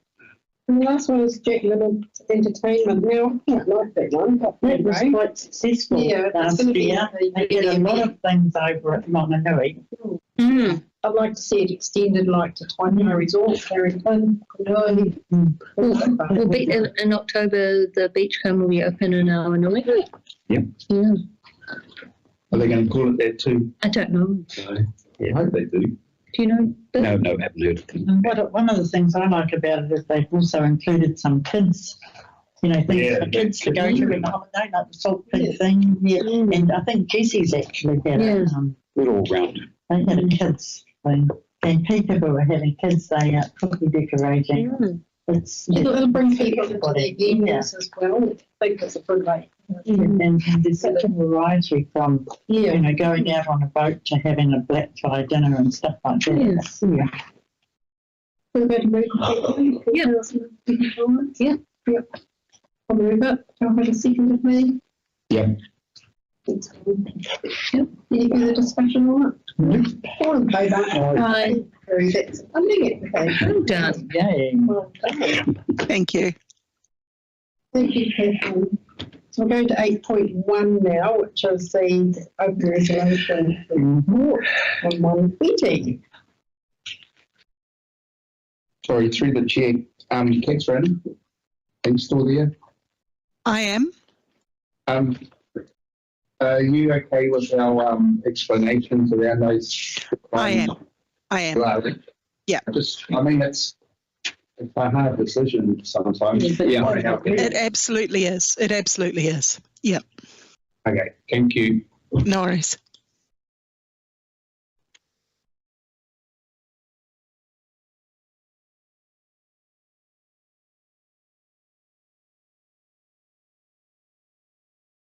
So is there anything on this report? Follow up on the traffic calming for Allenville Drive, please. It is important. Yeah, I don't know what to do there. I keep getting community backing against me.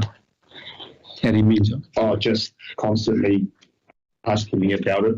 Oh, yeah. I can't do it. Several roads in not just No. Allenville's particularly bad though by the sound of it. Norman's Drive, Burnet's Road, you name it, there. And we'll Start with Ellenvale Drive. That actually would have been done by you. It can't be good. Oh, well, the results are there from REIT. So, I mean, Definitely. yeah. But there's just, where does the money come from? There's no, being told there is no budget. We could go and live some from Ahikara, there's far too many out there. Well, we could. They seem to have a lot of stuff out there. It was an overkill, I think. They should probably put chicanes in or something. They've got them all over Whangarei. Yeah. But they've got a bigger rate payer base too. To be honest, the chicanes, they help, but I think the people that are doing this is that they're just going to race around. I'm trying to remember the two people that contacted me. I won't actually say because we're live streamed, but anyway, two residents. So what I did is I phoned Peter Jackson, who I trust his opinion, and he's not someone that's a waste of ratepayers' money. He's like, oh no, it is, because he lives right on that bend by the. Yeah. He said it's a major issue that will result in a fatality. Yeah. The other thing is it's used for a route, like a getaway route with the police as well. They pick certain routes out of town, and that's one of them. They'll report it from the police. So, what's your experience, ladies? Where do we go from here? We'll just follow it up, please, Marissa or Bev or whoever. But we've got an answer basically saying there was no money. And then we said that there must be some money somewhere because it's a safety issue. I'm not sure. No, the regional land transport plan is funded in 3-year cycles, and regional council, There was Whānau council. For street calming, I think they call Yeah, it. and so it's already done. It's done 3 years in advance, but on alternative cycles to the long-term plan, so it's already set. So you've got to wait for the next one, and who knows? Because now we're doing the Highway to Northland. You know, that's the key project. So I don't know. Because this won't just be our area that wants traffic calming stuff, it'll be Kaipara and Whangarei as well. I put in one in Pukenui 2 years ago and it hasn't gone anywhere. Yeah. But they're really very expensive. Traffic calming, they bring little islands out from either side of the path. Yeah, definitely, yeah. And that was instead of a pedestrian, which is even more expensive. But what about the street? There's just that bump in the road, like it won't have. Yeah. It's all, you know. That's all they need. That's what they've done at Taipara. It can't be, you know, you don't need to do anything with the side of the road. That would do that, have to slow down. Yeah, you hit that at speed and you know. You're talking about judder bars. Yeah. Yeah.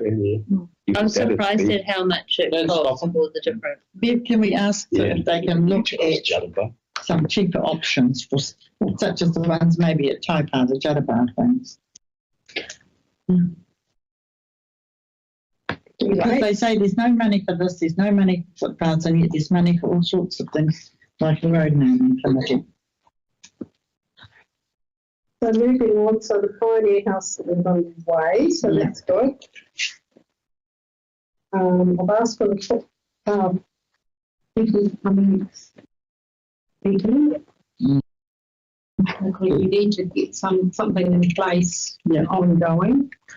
We do have funding there. We do. We do.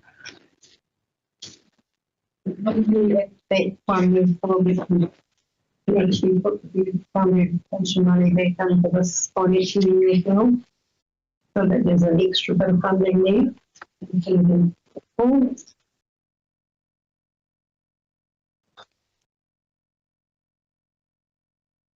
Okay, so we've got the drainage bylaw thing underway, so that's good. Just need to. I think that somehow, which I didn't actually take any notice of this, and I should have, because we should be sending a letter to all the land drainage rate payers. Having said that, it's probably part of the bylaw process and monitoring, yeah. So just leave them on, you know. So they would wait for the bylaw to be adopted and then we'll just wait. But as long as it's done, that you know, everybody knows what they need to do or not do. I think the work program is underway and the drainage district, so we're sort of moving forward on that, so it's good. One thing on the drainage that we cannot get an answer to is how much money how much money have we got to carry forward? You mean the reserves? There's reserve money. That's allowed. Yeah, they won't tell us how much is there. Yes, it is. It's in the reserves. No, but that's not the amount. It's the carried forward money to add to that. Yeah, but that's in our agenda, the reserve, and it carries forward. No, not according to Fiona, it's not. No, it's not in every. Like, No, not just this one. No, I'm talking about when we get when we have the Oh yeah. Go back to your. Because we stopped the long-term plan deliberations, didn't we, Adele? Questioning the amount of rates for one area that we thought had reserves, and they actually didn't. Yeah. What area was that? That was Kino, was it? No, I think they all had reserves. So what's happened in the Motatangi? Was it Motatangi? Yeah. Motatangi. To bring the rates down to a reasonable level per hectare, they had to use the reserves from Motatangi, and because it was going to be something like $70-something a hectare, so we got it down to $30. Oh, okay, yeah. By using the reserve, which is far better for those ratepayers that have. I think it's the A portion of the actual But while we don't know how much is in there, we can't generate a purchase order and go and hire anyone to do anything. Correct. And the answer to everything is no. Well, it's definitely not if you're spending money that doesn't exist. So you've got to check that. I think Zakita does all the rates. Zakita does the rates. Yes. I've got an RFS in for it, and they said we've got 3 accountants and they're all away. Oh, God. They must be back sometime. We'll follow up again. Get good to follow up again. Be really good where we are in the placemaking plan for TIFAR too. We haven't heard from the staff to continue this work. We've got a lot of workshops, up in that area.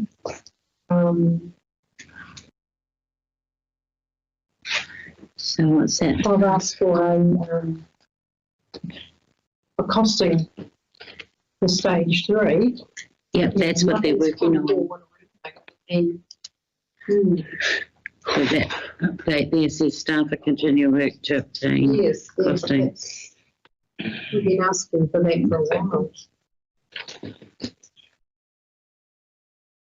So we've really got to have someone from that area come to our board and or paper.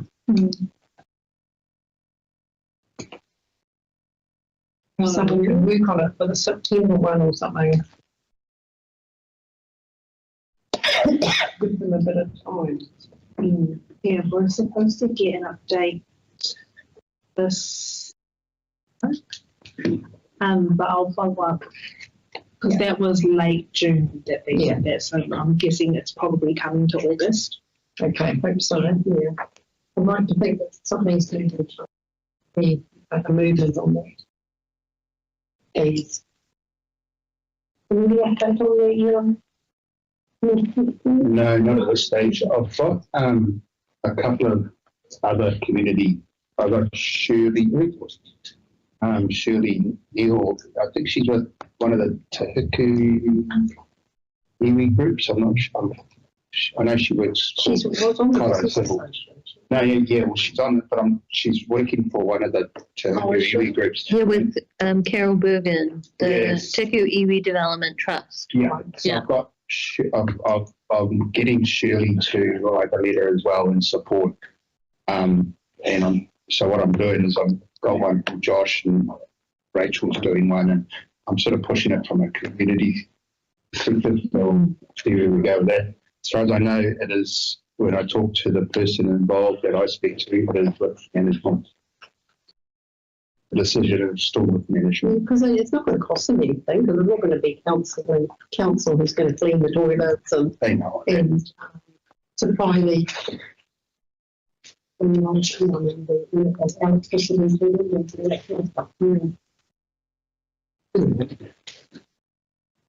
Any other issues on here that you can see? Just through the chair, Adele, I was going to add that sewage problem, but I think I might address it in my report that's not there, and go to through infrastructure because it's urgent. Okay, you're all in favour? Aye. Oh, we can move it. Move it. Who's going to? Johnson. Thank you. And of course, the last one is our roof plans.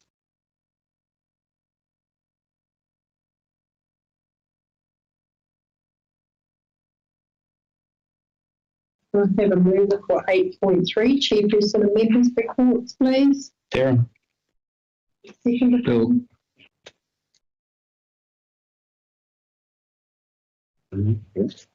So just take mine. There's really, I noticed a little bit at the bottom of my notes about the AI online Zoom stuff, but that's going to be coming into the future. Does anyone else work with AI? Yep.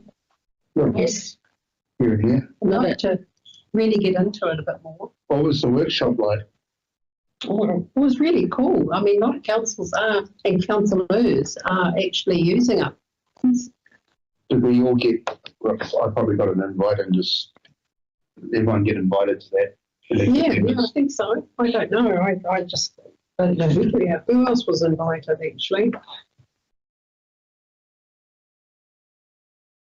It's rather interesting, and Hilda, talking to Hilda about it, and she works with it too, and it on the free site.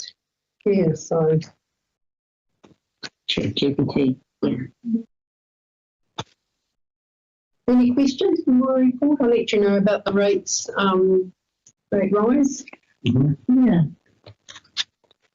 So how do we find out how much of the rates is going towards repaying loans? Perhaps is Margaret coming? Margaret, she's not in finance anymore. She's under property. Oh, is she coming? Yes. Oh, she won't be able to answer that question. No. What's the question about the cost for How interest? much are we paying? You know, how much our borrowings? Yeah. And how much are our repayments, and how does that impact on rates? Yeah, so just with rates and just with interest and inflation, that was at 5% of the total rates rise. 5% of the rates goes to repayment. Yeah, just for interest and inflation. Great. So it's quite a lot this year. Rate? How much do we get? I think it's 95 million. Eh? Is it 95 million? 95 million. So 5% of that is about 4 million. How much?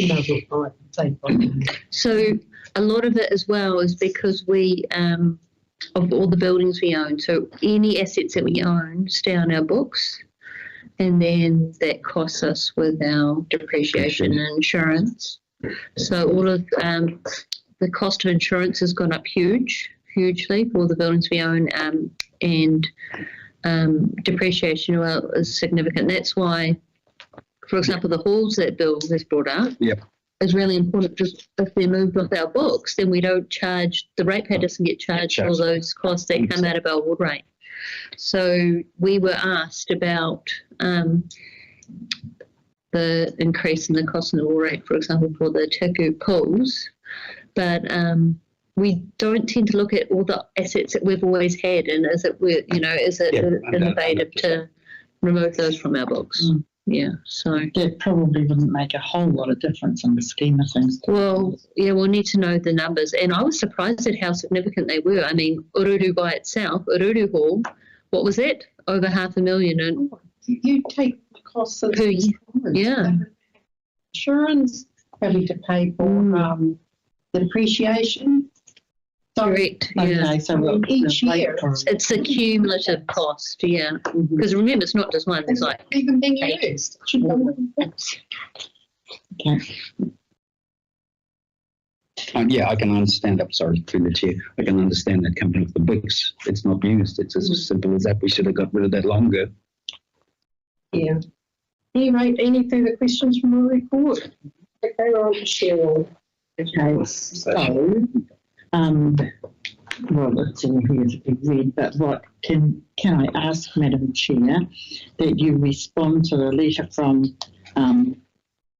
Councillor Shaw and thank him for his letter, comprehensive sort of a letter, thank him for his letter of the 11th of June, and tell him that with regard to item 3, representation of private farmers, 3 farmers have indicated an interest, which are these ones here. Who should I be talking to? You? I'm typing it as a Okay, so Ian Sizer and his email is on page 134. Julianne Bainbridge, same, and Vicky Stevens, same. But what 2 of these people in particular have pointed out is that their time is valuable and they want to be involved in something that is actually proactive. And you can word this politely, not just sitting around having talk fests. And the example for that is Fiona King, who has put so much time and effort into the drainage bylaw that she could have been having a sleep in the sun or whatever. Yeah, and within councils, it's not always recognised that other people have got active, busy lives, particularly farmers. I would like to back what you just said on that. Yeah, absolutely. Where would we be without Exactly. the last couple of years? Yeah. Exactly. Wouldn't have Sheep without a pedal. Or even That. even in picking up that rate difference for Yeah. sections. Yeah. And I'm like, wow. Totally on the ball. It's Exactly. asked the question. Through colour. So that's me. Thank you very much. Thank you. What was on? I did write a couple of names down somewhere. Thank you. Oh, goal station and digital sign. We're done. I haven't got anything else to report. Yeah. No, I don't have anything else to report. Lots of little goings on around KBA and around community board stuff and questions and emails and everything, which I didn't get to report on. Sorry, Ben. But other than that, all good. Darren. Well, it's the first time ever I've had nothing to send in. I'll just tell you that I'm doing good on a new council gig with the drains. Saying I'm learning so much from Fiona. Without her, it wouldn't be happening. And we haven't got anything done yet because it's not spraying time and it's too wet to machine clean. But once the seasons change and the weather gets better, I'd say we'll be full steam ahead. Hopefully. Thank you. That's all I have. Yeah, like I said, one of the big issues I've got, and I brought it up with the party that just came here, was the sewage overflows we're getting, and I wanted to really know, are we liable for that? For example, if a tank overflows, I mean that the systems of Wharapipi, etc., are we liable for that if raw sewage goes over the tanks into the seaways, etc., etc.? And it's doing that because our inspection lines are bursting, just build the volume, which means we also have to address what sort of stormwater is going down our sewage systems. But it's becoming a concern. The other thing is too, when it's reported on the day, all of our assets, Felicity, have got a ID number.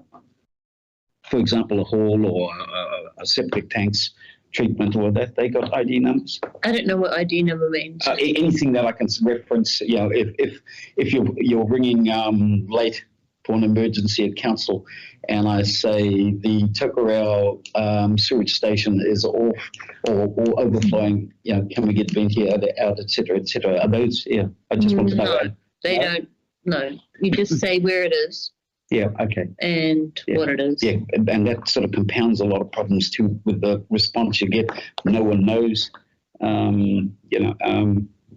Some of the locals are having to teach them that maps on a screen are north orientated. So when you say they're in the north, they're going, where's that? No, just simple stuff, but crucial when you've got people panicking, when you've got sewage going down into our creeks, etc., etc. And so, but that's something I'll bring up with infrastructure. Yeah. It's really important to sort that out. Well, you're welcome to bring that with me as well. Okay. I'm meeting with, I've just got her email now, the stormwater lady over the phone. Yeah. The stormwater team leader, infrastructure consenting team leader. I'm speaking to her tomorrow. Perfect. Okay. I'll email you. So, yes. And the other one, again, it's just trying to think ahead of things. With the divesting of the halls eventually, whenever it takes place, there's got to be a new policy set for take over those halls and management of those halls. Just thinking about one or two in particular, just so the community still has a vested interest and are not pushed out by other parties that are wanting to go in and take over. So that's got to be made clear. I mean, if you're looking at money for halls or you're looking at getting an interested party to run halls, that's fine. I understand that. But again, the halls were designed for community, and we've got to safeguard community input and community running. Have it for everyone. For everyone, yeah. But that's about me. Thank you. I usually, as you know, do a verbal report. We've talked about the halls today. As you're aware, for the rates increase, they've done the publicity around that. I asked for a breakdown of the rates and how those percentages have worked, particularly for the general rate, because when they represented that in the current or in the tabled long-term plan document, they didn't separate it from targeted rates. So general rates is 100% of general rates compared to targeted rates, which obviously are ring-fenced, as you know. So the General Manager of Finance is going to send that out as well, and he's done separate pie graphs. It is with hope that he hasn't included the subsidies as part of that general rate component, because as our members have pointed out, we're interested in what's coming out of the ratepayer dollar, because that subsidy is not money that our ratepayers are paying for, that's coming from central government, that's 72% towards roading. So then we'll get some more granularity around how much has actually been spent on roading, for example, out of every ratepayer dollar as a percentage, because they break it down for each department. So the other thing that we're looking at doing is zero-based budgeting. So previously our councils hasn't actually done that. They've just done the percentage increase from the year before for the different departments of council. But with zero-based budgeting, you actually look at, is what we're doing now, this is how much it costs, and this is the reason it costs this much. So you can look at those opportunities to save cost, maybe by doing things differently within the existing budget. So it's not just rolling it over every year, doing same old. So that means that people are more aware of the costs. In terms of, I think the election that's happening now, I think it's later this month sometime, that there's no public notices, I guess, from individual elected members, because there's a policy that's in place during the election period. But I know that Trent was here today from our building consents, but there was an announcement from the Minister last week that we're going to get our own climate zone in the farm. Yes. So thank you to the board for your support for that, because as you know, low-E glass is a lot more expensive than double glazing, and of course we know we're warmer than other parts of the country, so it's great that the Minister recognises that. So that might give people that are wanting to build a home hope, because as our building manager also pointed out, there's lots of people living in cabins because, in my view, because it costs so much to build. So hopefully people can afford the minimum cost to build a house. Councillor, can I ask a question? Sure.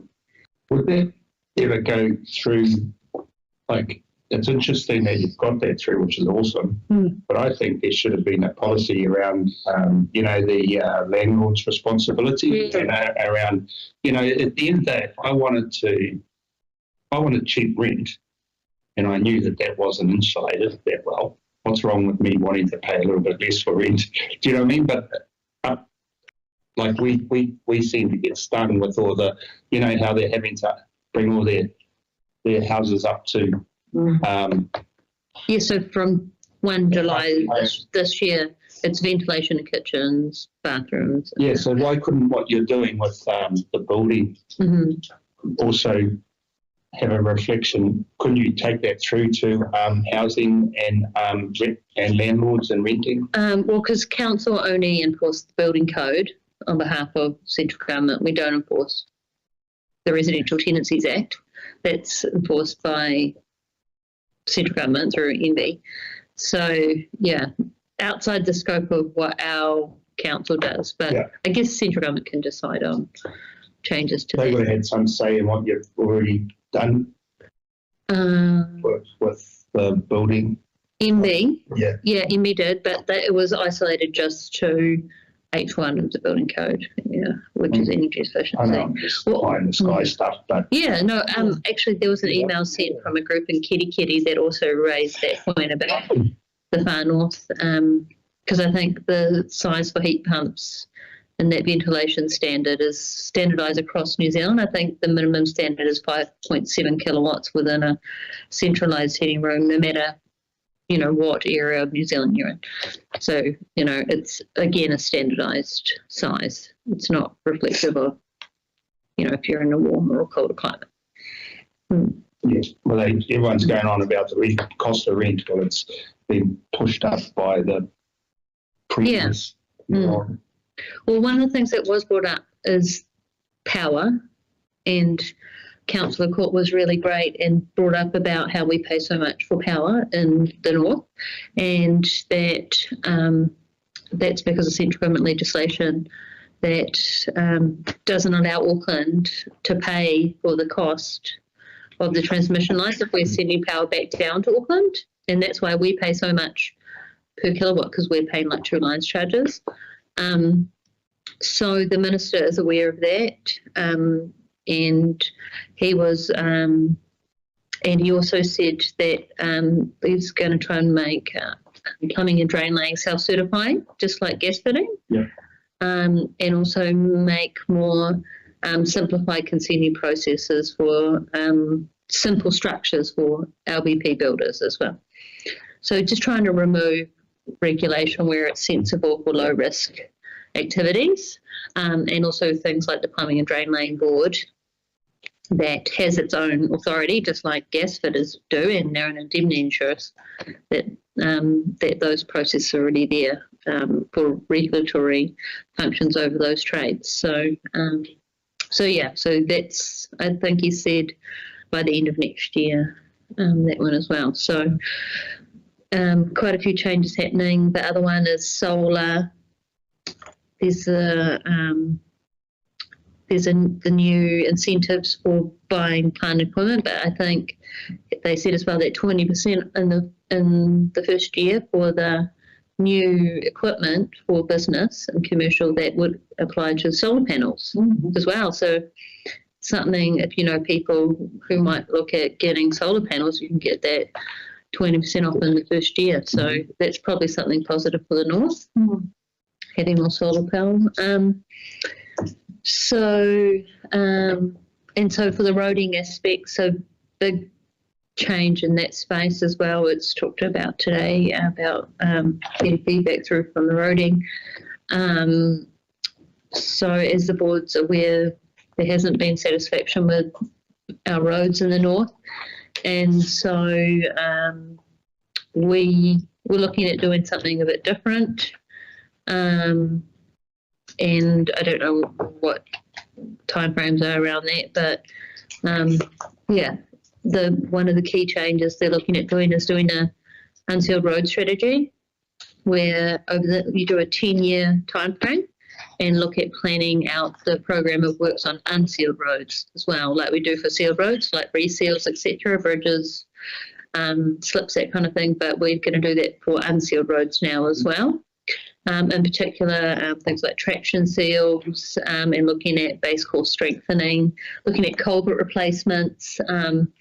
So that's a program of work that's been looked at, and I think the board would really like to see that.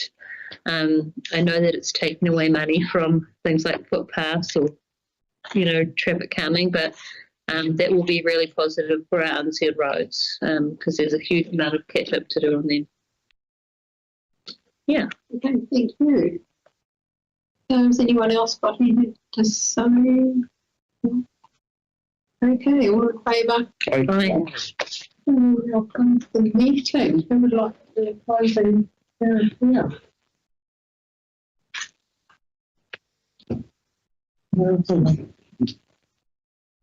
I can do it if you want it to. I'm just going to find one. Hang on.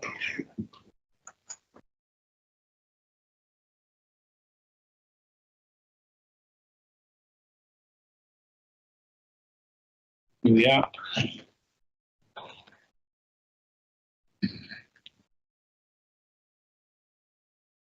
May the grace of the Lord Jesus Christ and the love of God and the fellowship of the Holy Spirit be with you all forever and ever. Amen.